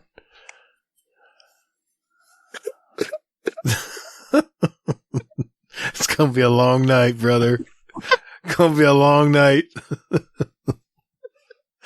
I'm sorry, I'll edit that out too. Shit. So, God. Basically, Bungie is doing a thing called Heroes Are Always Welcome. Mm-hmm. And they're just saying that, that they appreciate Guardians and they want us all to help out. And they're highlighting some Guardians that have done some videos about what's it like to, or like a selling point for Destiny and like where you can come in. And there's 3 videos that they shared and they are all very, very good and very well done. See, this is what I mentioned about Battlefield. When, on the title screen of Battlefield, they would have content creators that are highly known YouTubers that would explain how this works or how to get started. And I know it's not quite on the same level here, but I like what Bungie's doing there. They're actually using content creators to help sell the game, which is what they should be doing. I like what they're doing here. I like this. Yeah, this is nice. Good addition. Yeah. So yeah, these videos are well done. So if you want somebody to, to get used to the game or something like that, or get into the game, let them watch these. These are, it's definitely a good starting point. Cool. All right. Then we move on to new exotics. Oh, those are Purdy. cool. Purdy. Yep. We're looking at the helmet. They're showing it in TWAB. Yeah, for the Titans. Mm-hmm. So with this is a helmet for Titans. This first one up. And Titans, basically, it's called the Stag Spot Helm. Now, this is basically a helm that's going to let people heal when there's a sunspot. Kind of like a rift. Interesting. Yeah. Yep. Anybody jumps in, it can heal. That's good. Yep. So, not too shabby there. Then there's the Hoarfrost chest, which we know about, where Titans can put up the rally barricade, and then they can put up the little, like the big walls on the sides. Then The glacier wall. Yeah. Yep. Which is going to be glorious. Yeah, that's going to be fun to play with. Yep. Or play against in your case. Probably. Okay. Then we move on to Warlocks. And this BS, because the BS doesn't stop. Why is it always Warlocks that are the BS? I don't understand this.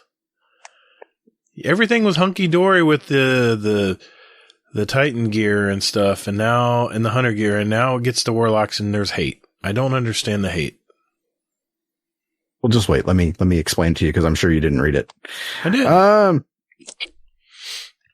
Okay. What? I read it yesterday. I might have forgotten. Been a little foggy. Yeah. So, okay. The first one here is the secant filaments. So with this, with the Devouring Rift perk, these shiny walking sticks of power will grant you. Here we are. Okay. Will grant a player Devour when they cast their Empowering Rift. You know why? Why?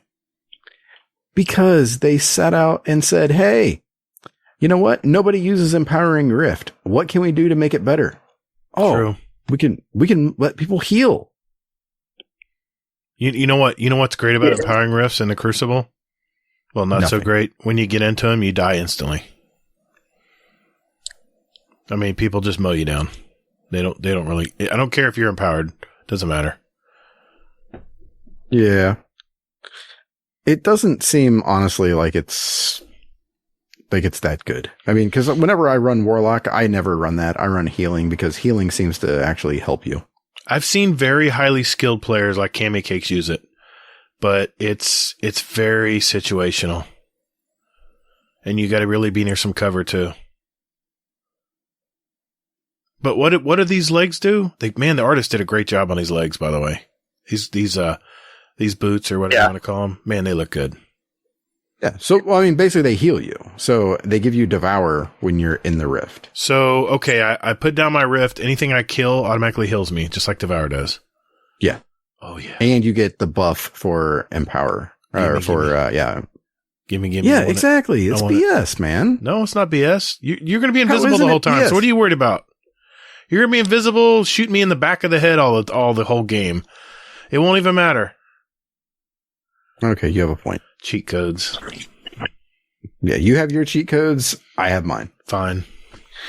Okay, then you also get the Osmionancy. Okay. Gauntlets, which basically lets you have 2 cold snap grenades. Faster recharge as well, because why not? And it also travels further. Because why not? Well, hopefully, as long as they only last a second, that's still fine with me. Because stasis. Wait a minute. I'm not gonna. ice show. I don't have it pulled up. Shoot. I didn't see it coming. My bad. Well, how about a live one? It's the ice show. It's the ice show. It's the best I'm going to muster tonight. Yeah, tell me about it. Same here. Listen to Gatr doing work right now. Like, oh, hey, let's do this and let's do that. It's like that movie Scanners. My mind just like. All right. So, Hunters, you get some goodness here. And that happens to be. I like this first one. This first one seems really, really beneficial. And it's basically that you throw down a Duskfield grenade. And it basically, if you're standing in it, it's going to reduce the damage incoming to you. Interesting. While you're invisible. Don't hate. It doesn't look good on you. Mr. Child of the Old Gods, and I can't kill on my own, so I need a little buddy with me to do it. Yeah. Okay. Instead of saying give me my bounties, I'm going to say give me my buddies. Yeah, exactly, because you can't kill somebody on your own. So I get it. It's okay. Mm-hmm. All right. And then the second one is the, what is the name of this one? It's the Mirror. It is the Voltaic Mirror. So this is a mirror where basically you can go ahead and you can spin your little staff around and hit some shit back and get bonus damage. So, yeah.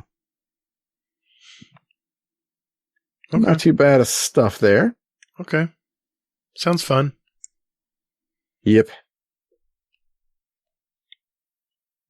Okay. Now, moving on is basically some information about Witch Queen. So, with this, it comes down to there's the release schedule where, hey, guess what? It's going to be offline for approximately, what would we say, like 13 hours? 14. I believe. Yeah. 14 hours. 14 hours, yeah. From basically 10 p.m. to reset.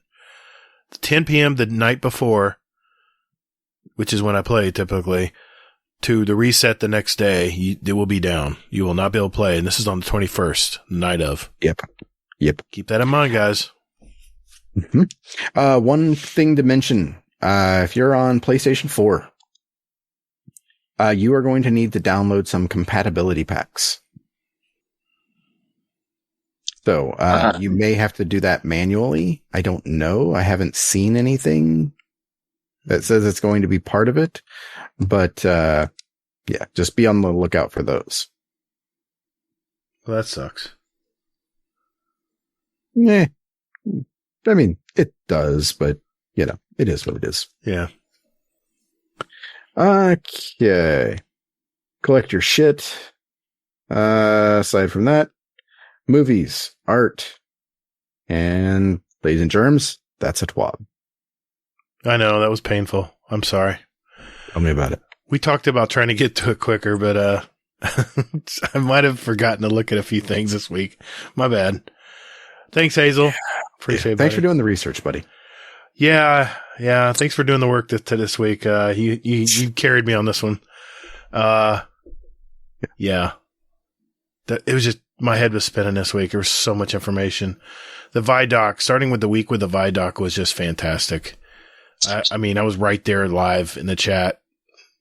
It was just fantastic. Bungie knows how to get me hyped. That's for sure. All right. Thanks, Hazel. Soccer, sorry you had to go through that, buddy. Hey, man. I enjoyed it.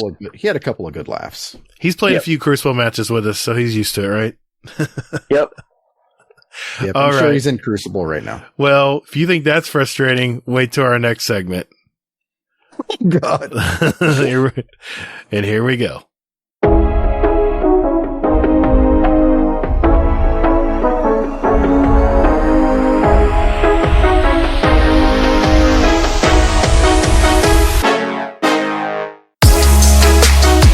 Hey, Guardians. Would you like to send a question for the show to us? There are 4 ways to do it. You can join our Discord server. There's a join link in our show notes. We have some great gamers in there, and you can just lurk and hang out, or jump right in and talk with us. There's also a channel labeled Podcast Questions where you can type in your question for the show. You can also email us at guardiandowncast@gmail.com. Or we occasionally tweet about our upcoming show and guest, and you can respond there with your question. At Guardian_D_cast is our Twitter handle. Finally, you can send us a voicemail with your questions at speakpipe.com/guardiandowncast, all one word, and we'll play it on the show. Thanks for all you guys and gals do for our show. It really is great.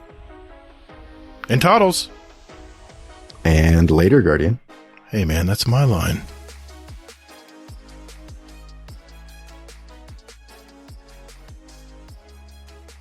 All right, ladies and gentlemen. It's that time of the week. This is where we get our questions from our community. And we have 3 speak pipes tonight. 2 are from people we really don't hear much from. So I'm really excited to hear these. We'll start with our first one here. This is from a question for the show from Mr. Inept Old Fart. Man, I like that name. Here we go. Inept Old Fart here, your one boomer. I'm wondering with the new crafting they're going to come up with, is it going to be as boring as it was with Prophecy Tablets and Brother Vance, or 81 and her schematics, where we had to run around everywhere and pick up stuff to make the weapon? I don't know, it just seems very, very similar setup as I found with Division, and crafting their weapons was tedious. I'm just curious. And, Hazel, I like the diamond part that your family gave to you. I think that's hilarious. I think you should just change your name to Mr. Diamond. Good night. Great question. Thank you, Mr. Inept Old Fart. I love that name, by the way. Man, that's a great question. Well, there's a similar question that Chubby Wizard had in there, too. You want to incorporate it, too? You just want to read it out? Yeah. Okay, go for it. Question for the show. After watching the video and getting incredibly hyped, what is one thing you hope happens in Witch Queen? I hope/pray that weapon crafting and the introduction of yet another set of new materials/currency, yay, is not a swirling vortex of confusion, aggravation, and pain. I think that's what we all hope. And he goes on to say that, I hope that weapon crafting is simple to use and understand, not Bungie's usual recipe, I know, of go farm materials, then turn those materials into Zavala, who will give you 97 quest steps to turn the previous material into new material that you have to bring to Petra so she can tell you to visit Shaxx for 257 more quest steps that will finally get you 5 out of 150 of the new materials that you need to craft a gun. Chevy, I love you, dude. Thanks again. Sorry for the long rant. Love the show. Oh, that was fantastic, man. 2 great questions. He knows, but see, he knows. I know. That's what we all know. Yeah. I mean, let's let Soccer answer this question first. Go ahead, Soccer. I mean, I don't think it's going to be as bad as like the prophecy stuff, or like, I think it's just going to be a new in-game currency that we'll get passively, kind of like the legendary shards and whatnot. It's just stuff you accumulate over time and just playing the game, I think. I don't know. I saw a couple screenshots and yeah, I don't think it'll be too bad. Trying to stay pretty spoiler-free from the screenshot I saw. Sure. But, yeah. I hope Bungie's learn. I hope Bungie's learned from their mistakes in the past, because if it gets too convoluted, people just lose interest, or they just go do something else in the game. And it'll just say, heck with crafting weapons right now. They need to make it somewhat easy, because, not all of us are diehard veterans who know Bungie's system, We know how they're going to do stuff, but I just have an inkling of a feeling that they're probably still going to do that a little bit. Hazel, what do you think? I mean, that's their MO. How can we take the simplest thing and make it just a tad bit more complicated? So you have to grind a little bit harder for it. So, I mean, there's going to be something for at least maybe the first season. Like, I mean, what do you guys think? Do you think it's going to be undertuned or overtuned? Do you think that you're going to have to do more grinding for this? Or do you think you're going to have to do, like, it's going to be like easy the first time through? Go ahead, Soccer. I don't think it's going to be too bad. Like the first time. Mm-hmm. Like, I don't know. I don't think it's going to be a cakewalk, but I also don't think it's going to be like, 20-step completion for each weapon. I don't know.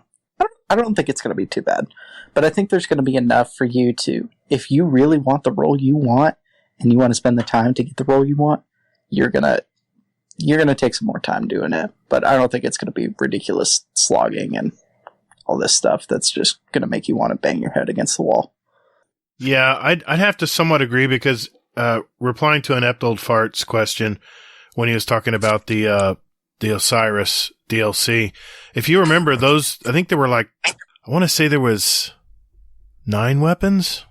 I may be off, but all of them had fixed roles. So once you got the weapon in Eptold Fart, you got it. Whereas this new crafting is going to be all about repeatable crafting to get the role you want. I think they're going to have to make it at least a little less painful. To what degree? I don't know. We don't know enough yet. So you sound very hopeful there, Gatr. I'm trying to be, man. I mean, I really want weapon crafting to be something as easy as, you remember you used to go to the gunsmith to reroll exotics? Remember how easy that used to be? What was that currency you had to have? I can't remember what it was. Some kind of hair or something. I don't know. Shard crystals or something. I can't remember. Where you could reroll your exotics. Remember that? Yeah, I'm kind of glad they took that away. I mean, that's on the other end of the spectrum, right? Where they made it too easy to people to get what they wanted. But I think the fact that these are going to be random rolled weapons, I think the randomness of it, I think they're going to have to make it easier. If they make it too difficult, like they did with Osiris, the Osiris content, then people just are going to quit doing it. Especially the more casual players, I would think. You agree with that, Hazel? Oh, yeah, for sure. I mean, I think most casuals have one foot out the door anyway.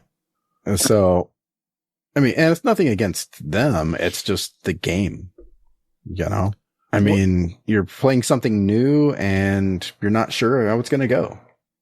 What gives me hope here is the fact that they're really pushing to get people caught up, and they're trying to draw in all the newer or maybe stagnant players. So why would they go to all that effort to bring in new players, catch them up with the story, and kind of guide them into the new content, and then say, oh, by the way, now you got to go, like Chubby Wizard said, go get 150 quest steps done.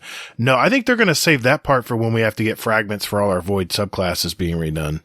That's the one thing I hated with Stasis. Every character you had to go run, 12, 15 steps to unlock fragments and aspects. It was so brutal. Finally, I just sat down one day and just finished it out. It took several days, so I hope they make it a little easier there. But I'm being optimistic because of the fact that they're trying to make it more easy to enter into the story. So, I don't know. There's my hope. Okay, thank you, Inept Old Fart. Thank you, Chubby Wizard. Yes, thank you. Next question is from our fashionista in our Discord, Mr. Rushjet. Let's see what he has to say. What's up, guys? Rush here. So aside from the story, what else are you guys excited for in Witch Queen? For me, it's got to be the new armor and the new armor color palettes. Can't wait to start playing fashionista with all them. Anyway, take it easy. Love you guys. Bye. Thanks, Rushjet. Appreciate that message. What do you think, Soccer? What are you looking forward to other than the story? The new PvP meta. There we go. Man, speaking my language. I just can't wait for something to be utterly broken and people complain about it. I'm thinking Stasis and Void will be the only thing you see in Crucible for the next, the first couple months at least. Yeah, I think it'll be Void mostly. I don't know, how Chaperone and some of those nerfs that are coming are going to shake things up and whatnot. And yeah, I don't know. I'm excited. I'm excited to see what's going to happen. So, Hazel, what about you? I had to say, I love Rushjet. I like this guy. Because I love the fashion game too. So, yeah, I mean, I'm all about the transmog. So like you said, the new armor, I'm looking forward to getting it and transmogging it into something else. I'm already stocking those bounties up and trying to get them done for, so that way I'm sitting on some. So as soon as I get it, I can go ahead and just, have it ready to go. So what you're saying is you're doing bounties. I'm saying that I've never stopped doing the transmog bounties. Okay. Yes, Gatr. Okay. I'm just getting information. Just collecting information here. But those don't count, I don't feel. I mean, if you want to count them, then you can go ahead and pat yourself on the back or whatever. But, aside from that, yeah, just for that, I'm taking all my bounties off of one character. Oh, not gonna hurt my feelings. I'll just have more artifact unlock faster than you, that's all. And you're gonna fall out of fourth. That's up to you. I love gamifying it. It's so much fun. Destiny recipes, man, you guys are killing it. I love that site. It like I mentioned earlier, weapon crafting, I really have been waiting to do this. I've been waiting to get a gun that I can personally have as my own and personally add, the trackers and kill counts and start. I really think this was effectively how they're going to sunset most of our weapons. No one's going to want to keep. I'm going to keep some nostalgia weapons just because I can. But I have a feeling a lot of our weapons are going to be disintegrated come Witch Queen once we start getting better and better stuff and more personalized weapons. Now, if they come up with some cool camos that we can throw on these, like in Call of Duty, now you've got me. And I might even pay money for some of those camos. Just saying. Oh my God. I might. Listen, hear me out. If it's a gun that I can hang on to until Lightfall, until the very end of Destiny 2, it'd be worth the money. It'd be worth the $5 for a skin. I don't know. It's just me. I know. I'm just saying. I love the personal. Like I mentioned, when we're talking to Kingsley and Sin and Dez about the different gamer types. I love being able to personalize like we did in Battlefield. We put our clan tag on all our equipment and stuff. It was so cool. You pick up a gun and it says Gatr on it. It has a big Gatr face on it. That's cool. Not gonna happen. That's not cool. Nobody cares. I don't look at shit when it comes to picking up weapons. You don't even pick up weapons in here. Well, I'm just saying, you would see. Okay. All right. Never mind. I'm just going to say, see, soccer. See, it's not always me. It's just, I really hope that they do the gunsmithing. I really hope they, do this correctly and not make it so tedious like those last two questions were. Okay. We have one more speak pipe from Mr. Uncle Scumdeath. Here we go. Hello, Scumdeath here. Just listening to the last episode, and you talked about the greatest actor is Keanu Reeves. I agree, but my question is involving Keanu Reeves. I was so excited when the third Bill and Ted came out, the latest one. So me and the missus got prepared. We sat down and started watching it, and I honestly say that was the worst pile of shit I've ever seen. We watched it for half hour, and I'm like, screw this. The first two were amazing. This thing was utter drivel. One of the worst films I've ever seen. Keanu Reeves is one of the greatest actors of all time, but how the hell he put his name to this, I do not know. So, my question is, can you name a worse film than that? I don't think I can. Anyway, love you all. Goodbye. This is such a setup question for Hazel. Such a softball. I don't know what you're talking about. Such a softball. Go ahead, Hazel. We'll skip soccer and we'll let him answer after you. Go ahead. I'm just going to say that he's obviously never seen The Matrix Resurrections. I knew it was coming. I know. I mean, yeah. Or should I say The Power of Love Part 1? I give up. I'm not going to get it through to you. That's all right. It's okay. That's why movies are art. It's the power of love. Soccer. Can you think of a worse movie Keanu Reeves has been in? I don't think that's the question, but that's what he was asking. Can you think of a movie just as bad as Bill and Ted's Third Excellent Adventure? The Fifth Element. Okay. He wasn't in that one. I know. That's not the question. He just asked. Oh, you're talking. No, he asked just in general. Like he was just asking in general. You didn't like Fifth Element? Movies. Fifth Element's it's a decent movie. It's not the greatest movie, but all right. Like I said, movies are art. Everyone interprets them differently. I would say it was Bill and shitty choices. I would say it was Bill and Ted's Excellent Adventure. We're grabbing your money again. That was a horrible movie. I knew it was going to be bad too. And I think Keanu Reeves is just a nice guy. And I think he just doesn't say no to many people. And, I didn't mind it actually. I saw the third one. I didn't mind it. It was different. But you can tell when movies are being made as they're being produced. You can tell they're just because the story just is. What? You can tell movies are being made as they're being produced, as they're being filmed, like day to day. Like, you know what? Instead of me doing this, why don't I go do this? Okay, sure. Send it to the writers. Let's do it. I've seen so many movies that go off in different directions and they just lose you. And that's kind of what I felt about that movie. I felt that was a money grab. And I don't know. Anyway, thank you, Uncle Scumdeath. Good to hear from you, brother. All right. That leaves us with our questions from our Discord, and I will let you guys dip in the pool there and grab them. There are so many of them. I don't even know where to begin. Yes. Yeah. There's a lot. Yeah. Yeah. There are a lot. Okay. So the first one that we see here, or that I see, is a question for soccer. Do you play OG or Ogi? Yes. I'm not even sure what that is. But the answer is yes. I thought he was talking Ori. The Will of the Wisp. That's what I thought it meant. Anyway. It's a game I want to try, if I'm being honest, but I haven't actually gotten to that. But we'll go with yes. Hopefully that's the right answer. Okay. since this is timely, I have to ask this one from Larman, Kentucky. Question for the show. Who do you think they're going to beat them Bengals? No one. No one's going to beat the Bengals. I'm outnumbered here. I can't. I just had to get that one out of the way. Thanks, Larry.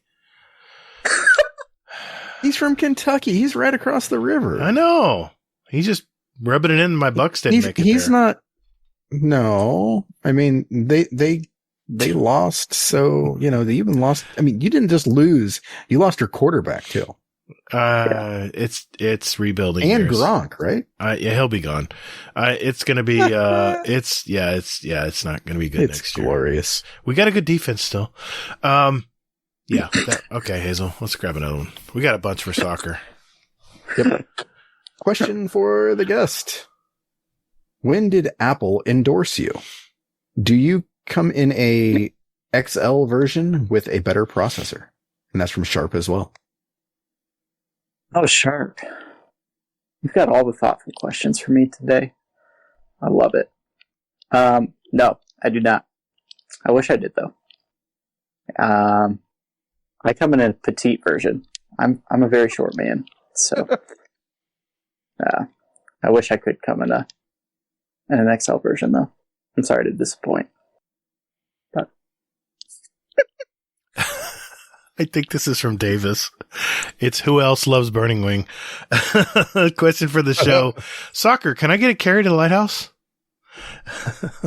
Yeah, I stop by twitchtv.realsoccerrogi and enter my raffle, and you may get a chance to win your free trip to the lighthouse. Hell yeah. There we go. Nice plug. Perfect. Waffles. All right. Still got a ton for soccer.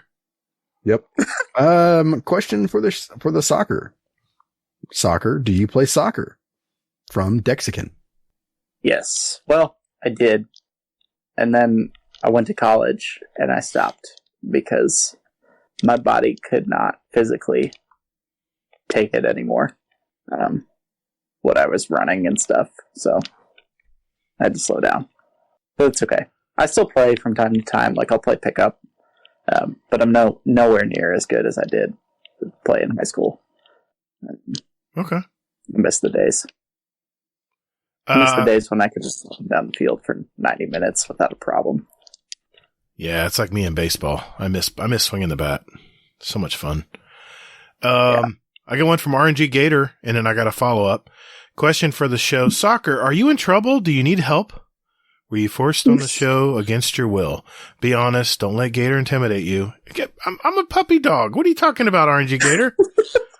What are you talking about, man? You don't have to answer that, Soccer. Just ignore him. Oh, okay. I was going to tap the mic twice for help, but that's okay. Follow-up from Iconic Laz, a.k.a. GSR intern.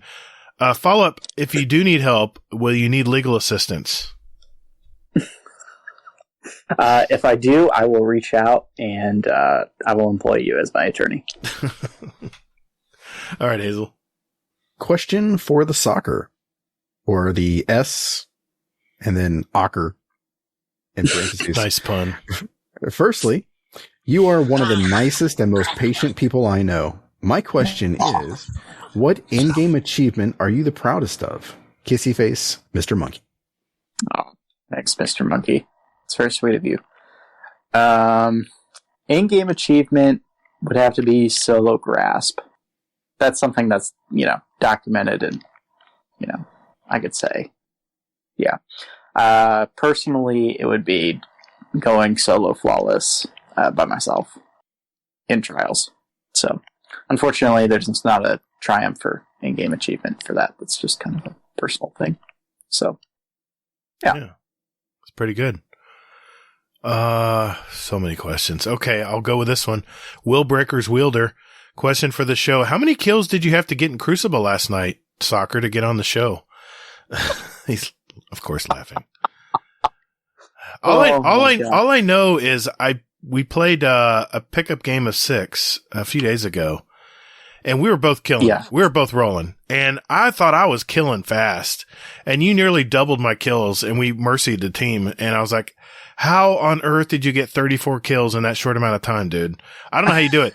You know what? I'm going to go to your stream and start watching because I want to see how you're doing this because I'm lost for words. I don't know how you do it so quick, man. Jeez. I don't know. I just, it's probably that young age, you know. I used to try to run with you and I would be right behind you. And of course you had better sprint speed. So you left me in the dust. And I noticed when you see red, you just go right to it. You just must have very good confidence in your movements. That's all I can figure.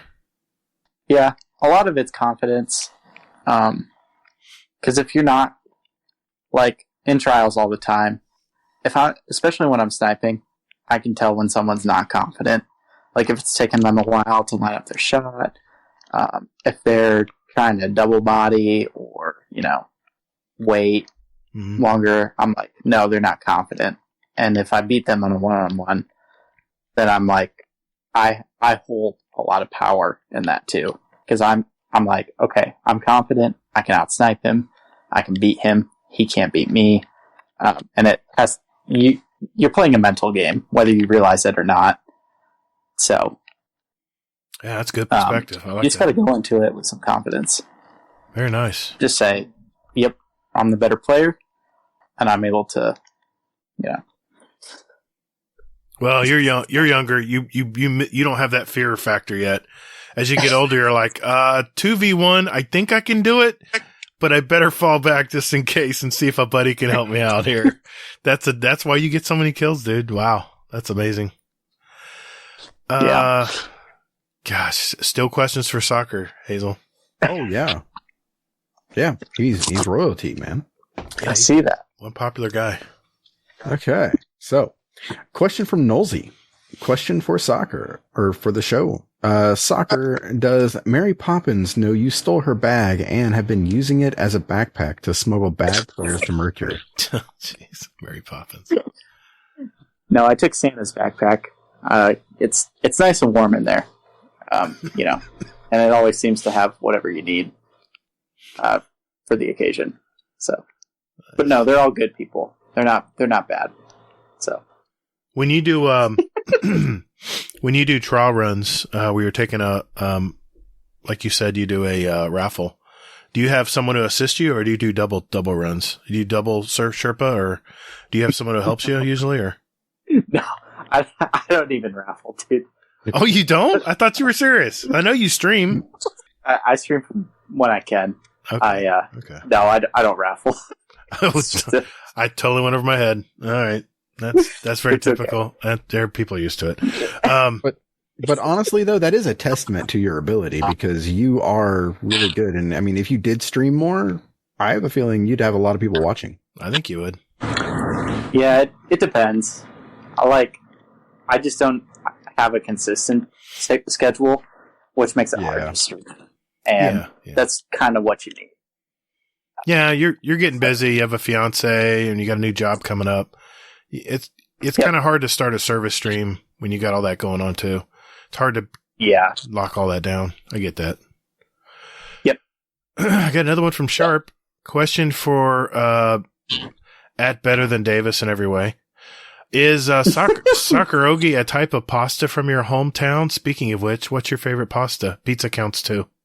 SoccerRogi is not pasta. It'd be an interesting pasta name. It would be. Petition for that. Let's bring it up with the Italians later. Anyway. They won't mind. Right. Probably sacrilege that I'm doing that. But favorite pasta? Pasta cut or like pasta's prepared? You know? Is it like penne, rotini? Good question. He didn't specify that, so I'll leave it up to you. The answer is yes. All the above. Okay. I'm going to have to go with medium shells and mac and cheese. Like, you just can't beat it, you know? There's something homey and good about a good mac and cheese. Not out of the box, right? Yeah. It can be out of the box. My daughter loves mac and cheese. My God. She'll go to a nice restaurant, and what does she order? Mac and cheese. I'm like, okay. I don't get it. I guess I'm missing. I guess that's something I need to just try it, right? Like you said. Yep. Let's do it. Sure. Have you ever had macaroni and cheese? Yeah, I used to eat a ton of it as a kid, but I outgrew it, and I just started eating regular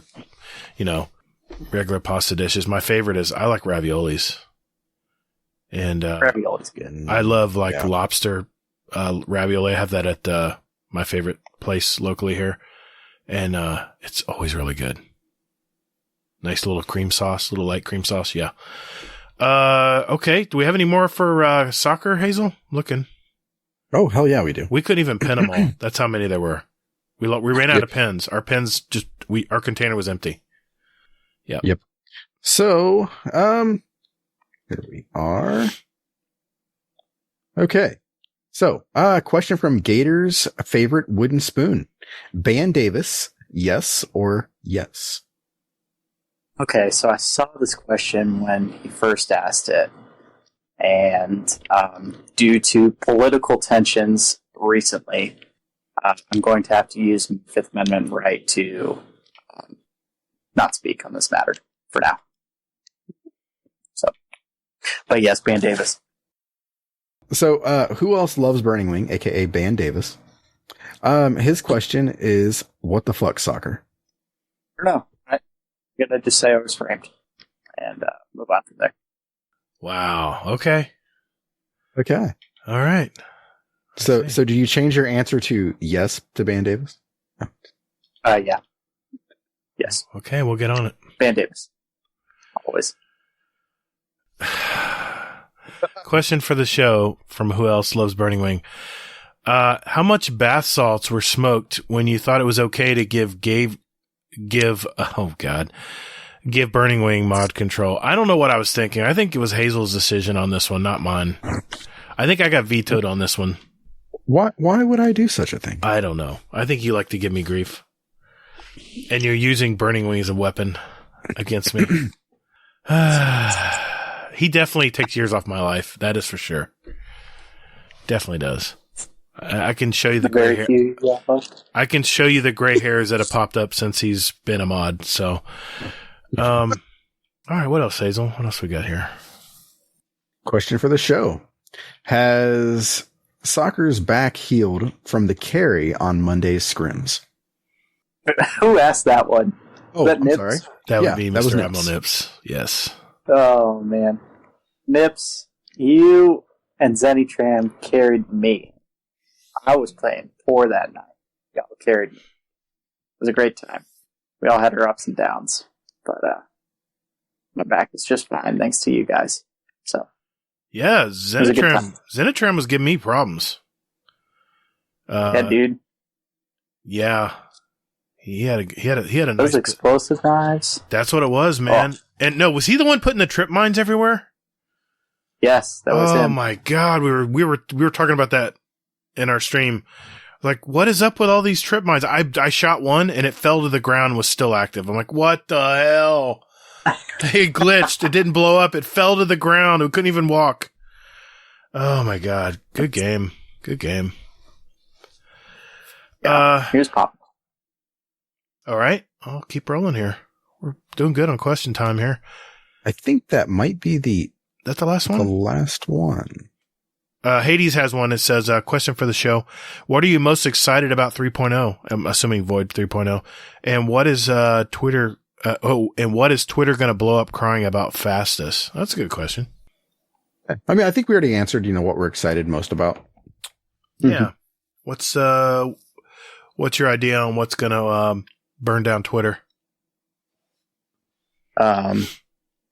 More invis fusions. in PvP. Thank you. That's what I'm thinking it's going to be too. Absolutely. Question from Golden God. What is your favorite legend or master lost sector to do? Good question. That's hard. Yeah, it is a tough one. There's a Vex one on Europa that has P15. Yes, that one. That's my favorite. Because you need helpers? No, actually those helpers get in the way sometimes. In fact, I only release the ones that block the door.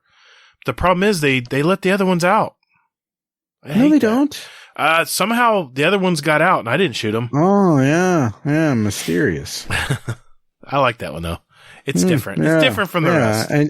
And so let me get this straight. So you're a warlock and you use your buddy and you free those guys to get through the door. It sounds to me like it's like free farming. Nah, I don't do many Legend Lost sectors anymore. I got all the armor. I got all the exotics. I'm good.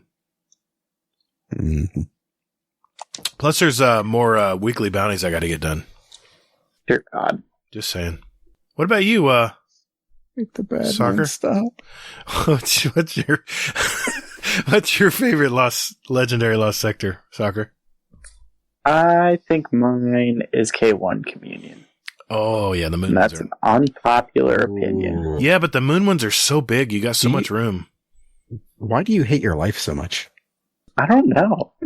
Maybe it's because when I don't want to go get a Shirochi checkpoint because I don't want to put that wish into the wall that takes 15 minutes when I could be doing something else, I just go to that lost sector to grind out catalysts because it's got 100 enemies in it that, you know, it was a lot for whatever catalyst they're working on. So those are some beautiful lost sectors. Man, I gotta admit, Bungie, these lost sectors are so cool. Everyone has like a little personality to them. I love it. What about you, Hazel? Mm-hmm. You haven't answered. The empty tank. Oh, that's right. You did say that. Okay.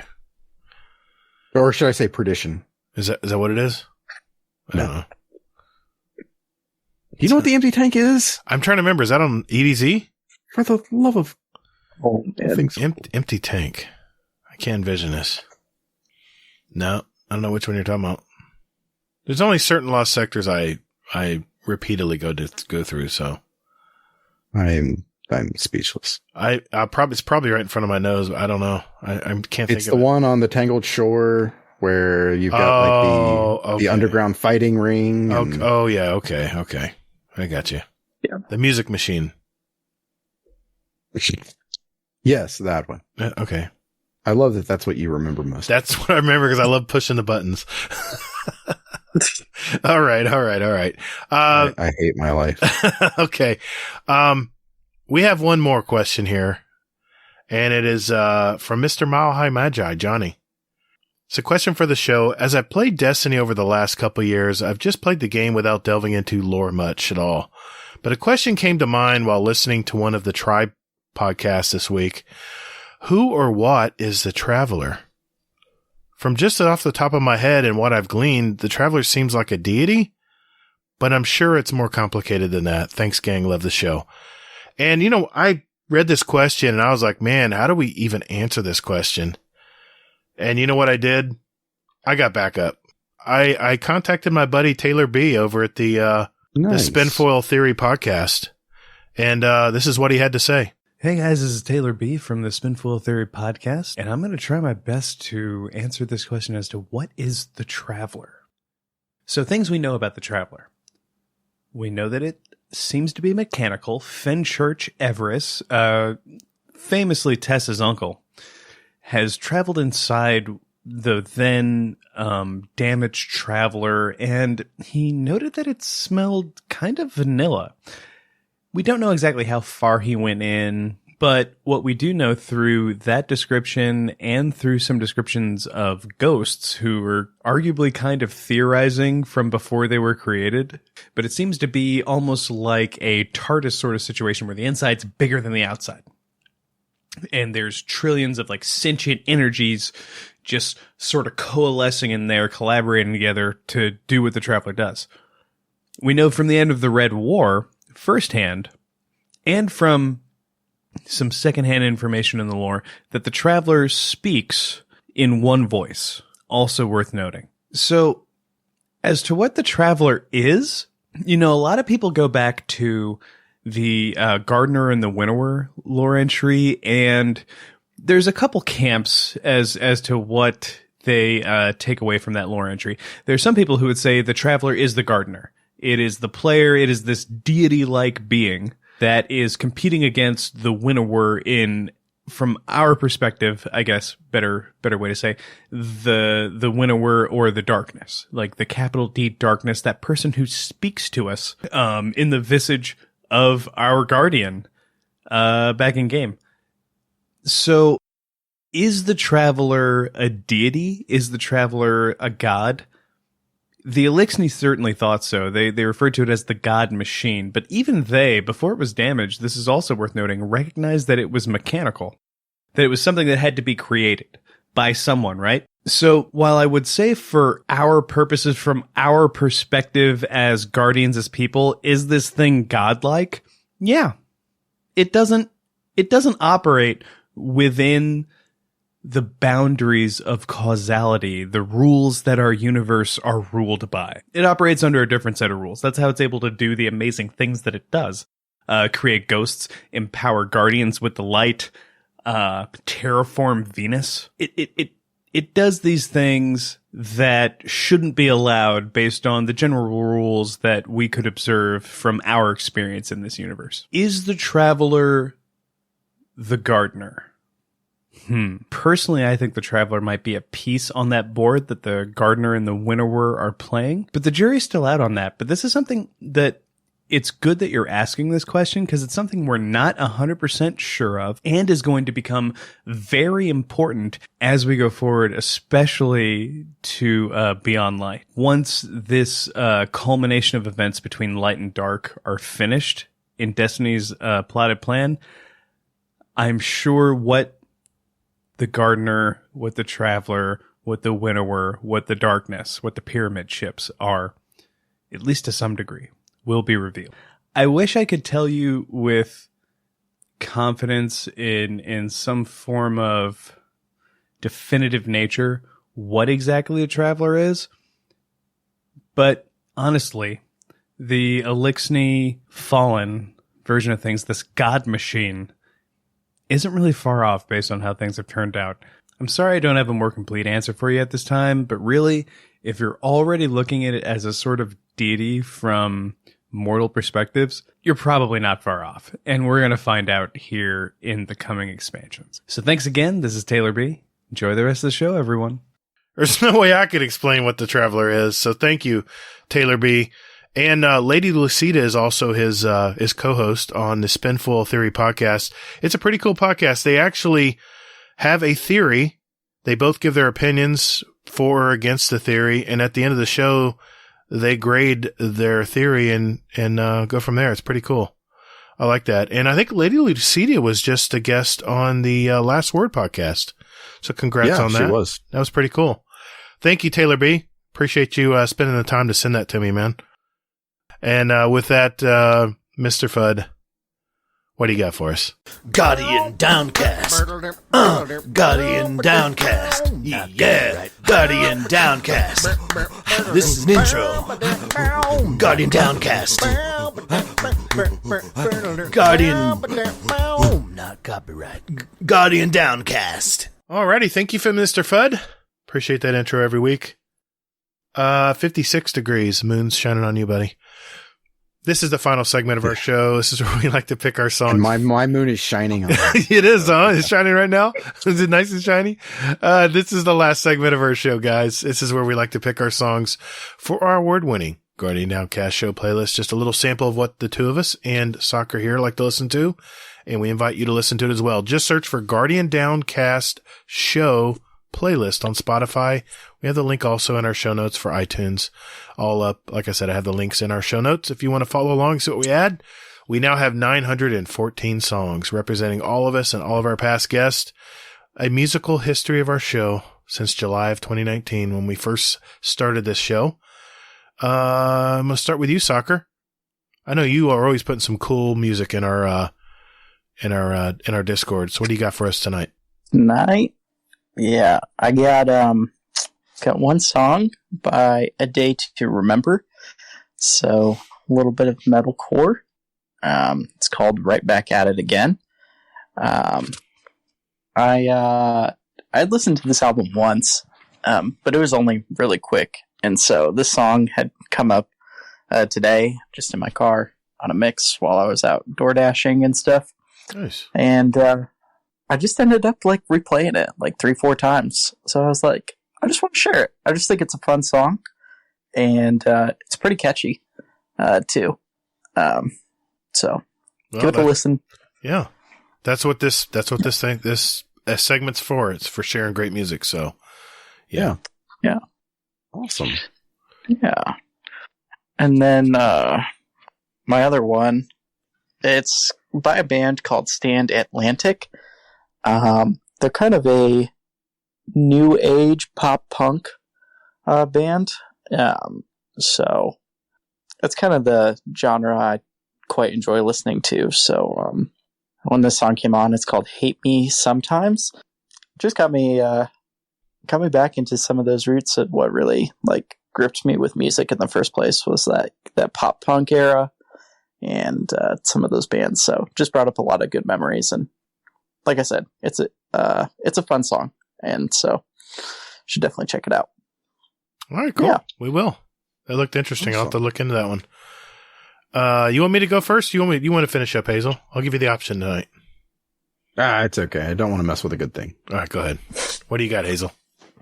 All right. So my first song here is a song that my wife has been playing on repeat now that she's been better and she's been dancing around the kitchen and stuff like that. Shivers by Ed Sheeran. Yeah, great music. I think that's the first Ed Sheeran song we got. I believe so. Nice. I can't believe we hadn't had more music from him. I like his music. Yeah. And then the second song is my pick. It's by an artist named Gail, and her song is You're Just Horny. And, it's that kind of pop, angry woman rock music that I'm so fond of. So. Well, I did pick Zombie last week, so that would fit the title too. Yeah. Female artists are badass. Enough said. Thanks, Hazel. Let's see. My son has kind of been turning me on to new type of music called retro synth pop. I don't know. There's so many kinds of music out there now. I can't even keep up, but this artist, is actually the drummer for 9 Inch Nails back in the day. He's a Grammy-winning producer, mixer, songwriter, engineer, and programmer. So this guy just lives in the studio. His name is Chris Vrenna. He started his collab band project in the late 90s. I think it's a great sound. It's a lot like 9 Inch Nails music. It's from their second of 3 albums that they put out so far, and this album is called 2 a.m. Wake Up Call. It's the song Ruby, and the band is Tweaker. This is kind of like I said, it's a new band I'm going to look into more. I love collaborative projects. It seems like it's always the best from several different bands. It's always really good music that comes out. So check that one out. It's a little dark, but hey, that's the stuff I like to listen to. We've added a couple songs from this artist that I'm picking next, but I heard this song while I was in the shower. Yeah, it's a shower song. I had to add it this week. Just like what Soccer said, listen to it 2 or 3 times and you're like, I want to share this. This artist is considered an indie rock multi-instrumentalist, if there's such a thing. He's released 16 studio albums since 1996. That is a lot of albums for a short period of time. He was nominated for Best Folk Album on the 2020 Grammys. He's primarily known for his unique style of violin playing. It's accompanied by a lot of loop and pedal effects, whistling, and he has a great voice to boot. My song is off that very folk album from 2019, My Finest Work. The song is Proxy War, which is actually one of the lesser known songs from that album, but it just hit a chord. It just hit a chord with me. I don't know. I can't explain it. It's the 48-year-old from Lake Forest, Illinois. It's Mr. Andrew Bird. The entire album is great. It's one of those fully listened to albums that you just can put on repeat all day. A couple of announcements before we go. We have clan nights, clan raid nights, and then we also have scrims. So clan raid nights are clan exclusive unless we can't get enough people in there, which lately has not been an issue. We actually have had too many people to where we actually had a second group. That was awesome. So yeah. Then we have scrims, which are, like I mentioned before, are open to everyone. So it doesn't matter what Discord you're in. Ideally, you're going to be at least in ours. But as long as you're in one of the other ones, you can always join up. You actually do have to be in ours now that I think about it, because we use our Discord for the chat. So, yeah. So besides that, still have my healthy challenge going. So I'm putting up $100 if you lose more weight than myself, either by percent or just by weight in general. You'll be in the running for $100. Very cool. Gotta love it. I'm still losing weight every week. I'm losing it slowly. I'm in the long game. I'm doing it right though. So, yep, I'm right in there with you.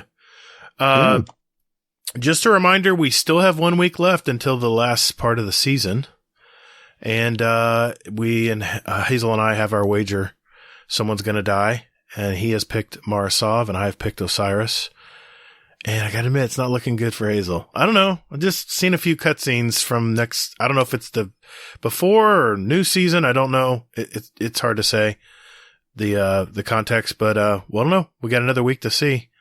And if we both, just for information, if we both lose, then we'll come up with another little fun wager for the new season. We'll figure something out.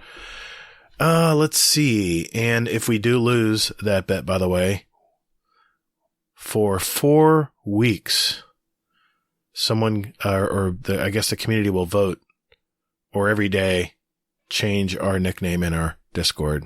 God, shiver goes down my spine. I don't even think about that. It should. I think I'm safe. I think I picked a good horse. We'll see. I'm a little bit worried, but we'll see. I am going to be cranking out the remaining days of my 30-day comp challenge, and I'm probably going to be releasing a video every day, starting next week. Took you long enough. I know.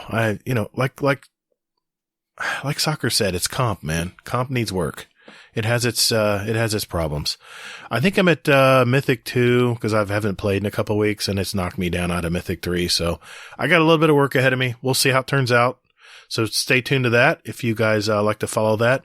I did want to mention too that we have a second clan we're starting up. Our first clan is at capacity, and we've had so many people saying, "Listen, I got a buddy who's looking for a clan." And we do have a second clan. It is the Guardian Downcast Pod clan. The first one we have is just Guardian Downcast. Very much similar type of clan. We do all the same things. We basically friend request everyone, so we're all pretty much in the same group. But, officially we can only hold 100 people in a clan. Thanks, Bungie. So we do have that other clan, and we are going to put that link in our show notes. If you are looking to get a clan, and now's a good time to jump in there. I have one of my other accounts I'll be in there with, and I've been gaming with some of the guys that have jumped in there lately. Just want to mention that. A quick thank you to all our Patreon members out there. You know who you are. Yes. I wanted to thank our newest member, Mr. Larman Kentucky. Thank you, man. We appreciate your support. The support you guys offered, it keeps our podcast going. It takes some of the financial burden off of both our shoulders. And hopefully you guys are enjoying the little perks we've added in return for your supporting of us. We do this podcast for the love of the game, and more importantly, for all of you that listen to us. So thank you out there.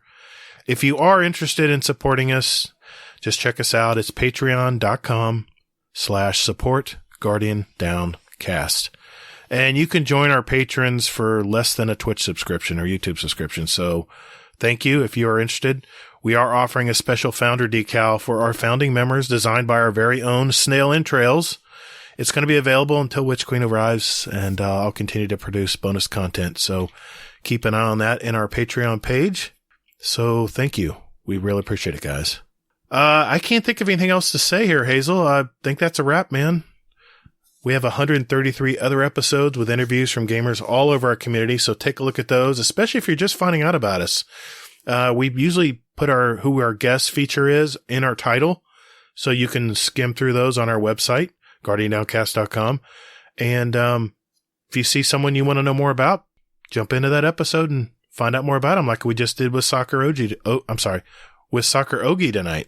By the way, Soccer, thanks, man. Thanks for coming on tonight. I had a great time.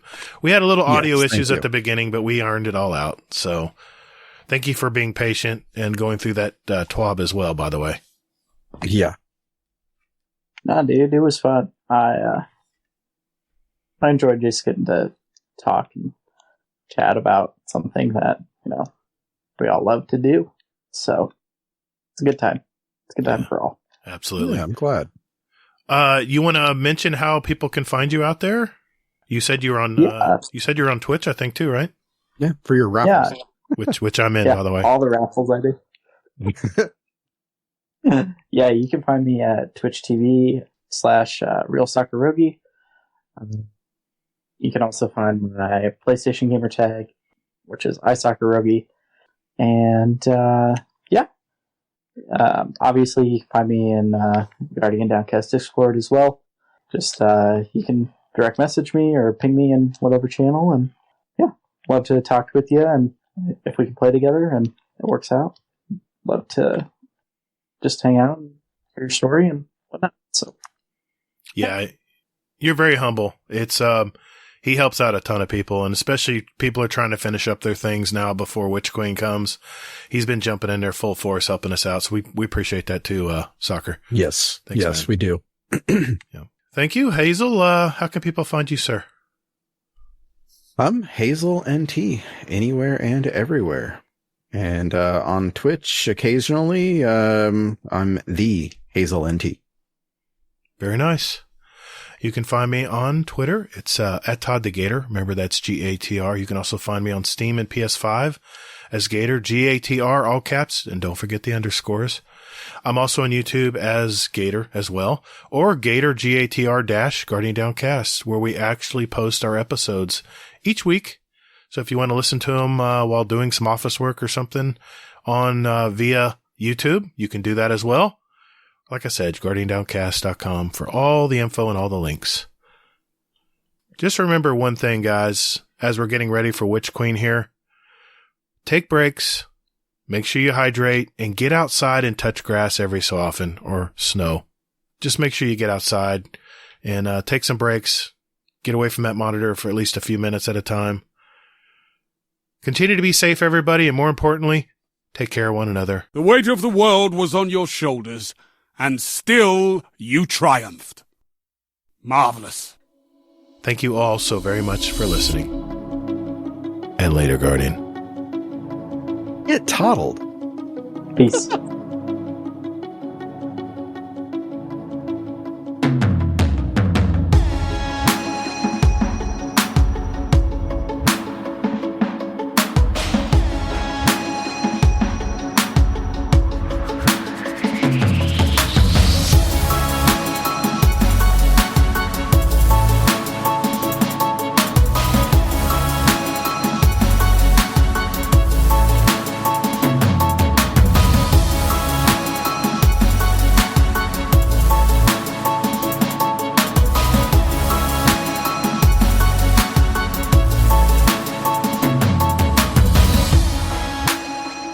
And Hazel, don't think I didn't know that you let Burning Wing start nicknaming people in our damn Discord server. All of a sudden I see all these new names. I'm like, what's going on here? Sin's name is Gator's feet pick provider? What the hell does that mean? No, that's Kingsley.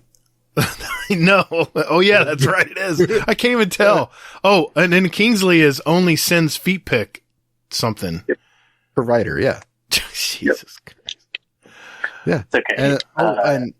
And I think he, Burning Wing is Gator's favorite wooden spoon. Yes, I saw that. And then better than Davis in every way.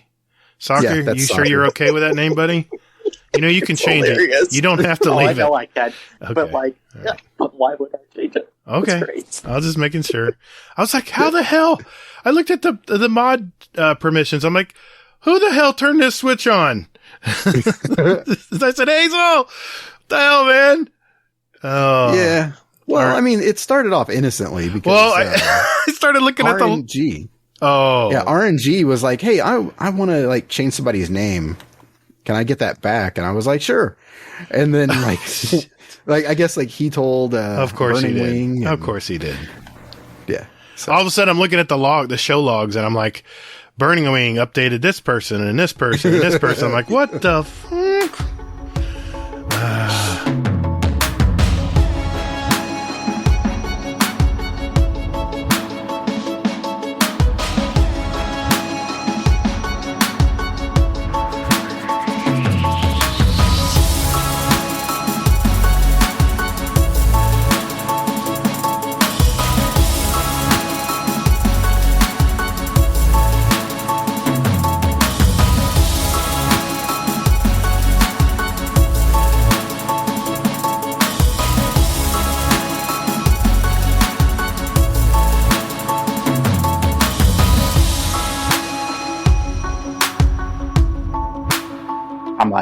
okay, I'm confident, I can outsnipe him, I can beat him, he can't beat me. And it has, you're playing a mental game, whether you realize it or not.